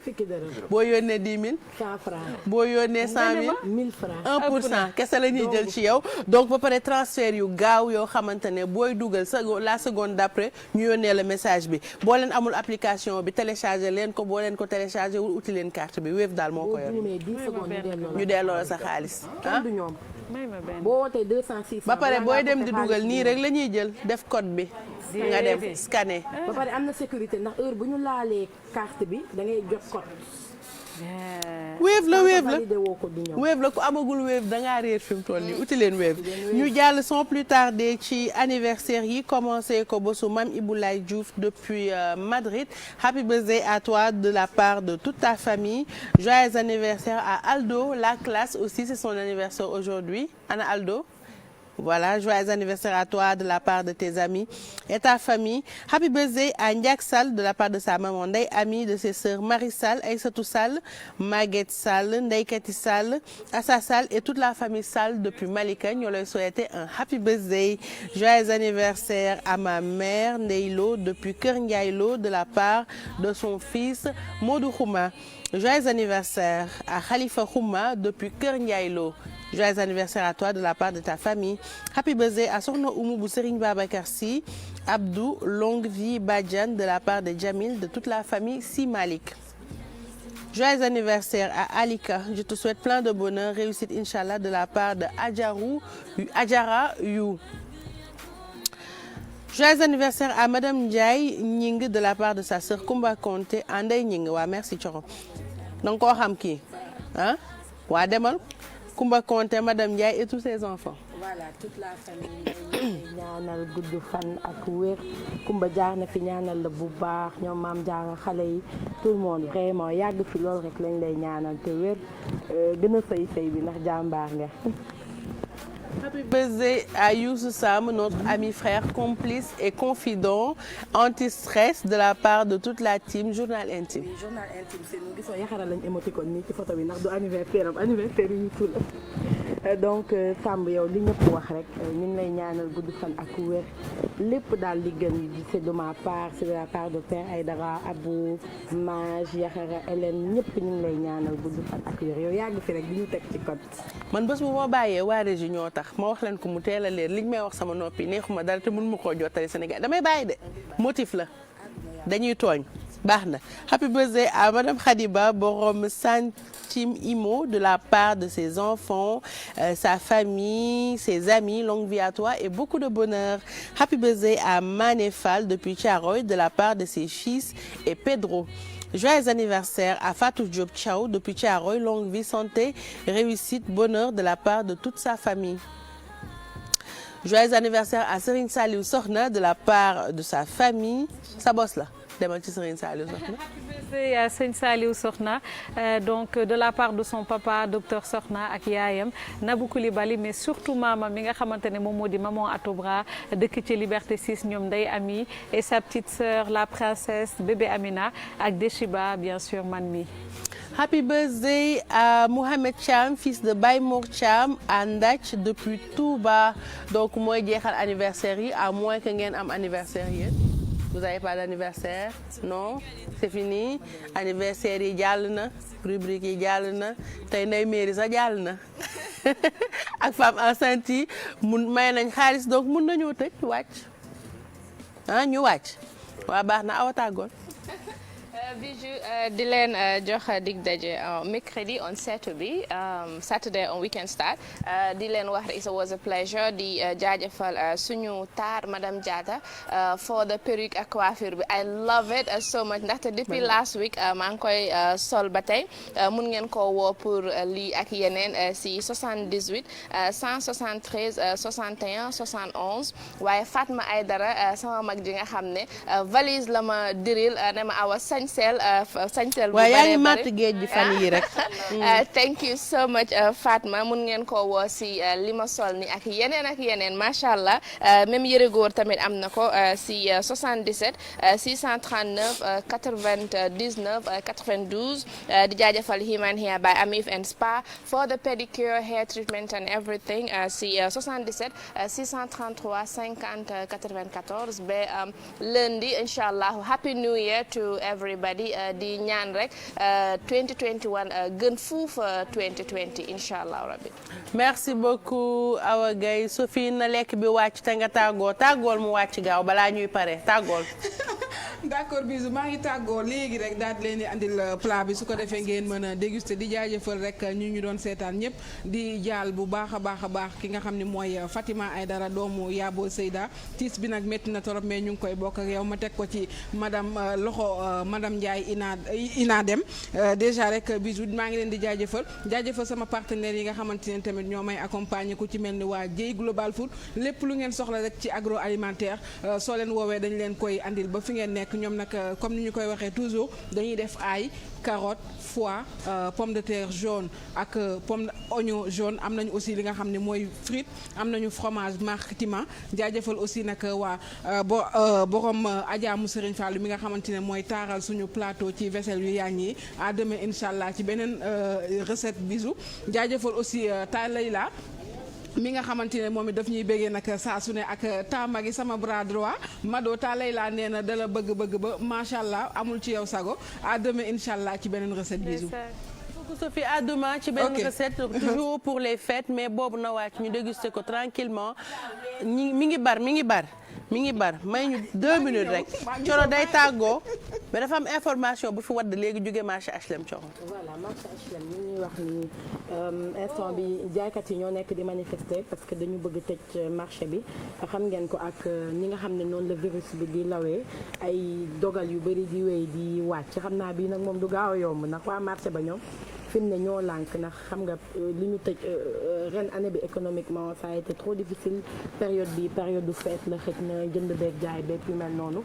sûrement rédaction bi dinañ ko gën a topp gën ñu ci andil ay xibaar gërëm bu baax source bi merci beaucoup je peux en profiter pour dire au revoir. Bien sûr, dire au revoir, c'est comme vous voulez, madame. D'accord, merci à madame Niang, Aram Tal pour ma c'est beau ce matin. Elle est joignable au 77 658 18 30. Merci également à Mado, c'est n'est-ce pas pour le maquillage. Nens Ba, voilà, moi je dis n'est-ce pas. Nens, merci beaucoup également à toi pour le maquillage et bon retour en France. Voilà, merci également à ma sœur Madame Ndiaye Koumba Konte maa ngi lay nuyu bu baax di la remercier borom xeet yu neex yi merci à toi merci à tout le monde bisous et puis à demain. merci beaucoup Coro kooku moom may gowe gi. waaw. te sama kër gee ngi mel ni non c'est-à-dire gowe gi gowe bi foog ñu may la ci côté gowe bu neex sac bi koy def sax c'est abusé mbuusi sa sama biir armoire laa ko dugal pour te dire merci beaucoup ma belle ça fait plaisir Mado waaw donc merci non billaay kii laa doon wax da nga fekk nag da ngeen nuroo mën nañ wax dara man wax nga gis ko sa damay bopp foog waaye di remercier bu baax Tata Leila de la part de Sophie alors Tata Leila xamal ni man maa la gën a bëgg ndax liñ naan bëgg faye koy xaw ma nu ñu koy waxee ci olof waaw yëgoo koy fay donc moi aussi je t'adore donc di remercier Nens Ba comme tu as dit di remercier par contre tous les élèves yi nga xamante ne jàppoon nañ ci formation Nens Ba et Mado elles ont reçu leur diplôme comme on a dit yes week-end on l'a fait et j'espère que beneen session bi ñëwaat dinañ am ñu bari yoo xamante ne dinañ ñëw inscrire Dieng Sala Mbod sama rakk bopp madame Dieng tey fa laa jëndee yére bi maa ngi koy remercier sinon pour la coiffure et le maquillage Glam Style by Mado joignable au 77 552 39 78 na ngeen fa ñëw fii ba fetti nag ñi ngi fay daal di dóor waar kon gars yi na ngeen ci jàpp. merci beaucoup Mado à kañ demain. Demain dans Insetbury on Setbury. tamit nag yàgg kii lu diw ci xaw ma lan niin bàyyi gaaw a ñëw boo fi nekkul ñi lu leen saf la ñuy def waaw man ci merci beaucoup ci kanam tout à l'heure daal di xew ci biir internet bi ak mairie waaw heure bu baax bi ci kanam ñu ñëw ci di nuyu sunu sëriñ bi sëriñ Abo mu sëriñ Saliou sunu xarit nga de yàlla xam na ko dara du ko dindi waaw di ko ziar bu wér moom sëriñ Abo di la jaajëfal ci kanam ñun à partir de 13h30 ñu ñëwaat merci beaucoup Mamadou Ndiaye à tout à l'heure dans quelques instants Poté sera avec vous grignoté nañ 3 minutes am may nañu ko elle est trop gentille elle est adorable dóor naa la bu yàgg merci beaucoup à Touré Kenda pour ces magnifiques chaussures donc wan naa leen daal yi sànq dinaa leen ko yóbbul ci réseaux sociaux yi ngeen gis ko 77 284 34 34 ay yére Zara Stradivarius ak yooyu la ñuy jaay yu rafet yu classe yu am qualité pour la tenue c'est Radia Style donc actuellement da ngay dem mu nemm sa yaram ci Radia Beauty Spa gomme la maase la maquiller la coiffer la 78 547 50 40 mooy Radia Beauty Spa boo paree mu sañseel la ci Radia Style 77 145 45 13 merci beaucoup petite sœur Diarra Seck nii la fonce liggéeyal man dama la bëgg ndax da nga gëm liggéey merci beaucoup à waa Salon Ndella pour la coiffure 77 151 53 75 dem leen Fatima ak mami ñi ngi fa pour defaral leen seen bopp comme il se doit continuer leen di seetaan Poté mu ngi ñëw merci beaucoup à l'équipe technique ñoom Medoune tasaareel nuyoo bi ci yeneen caméraman yi ñoom Petit Pata Pape Samba toog bu Serigne Sëñ Fallou mon ami mon frère waa Nens pour maquillage bi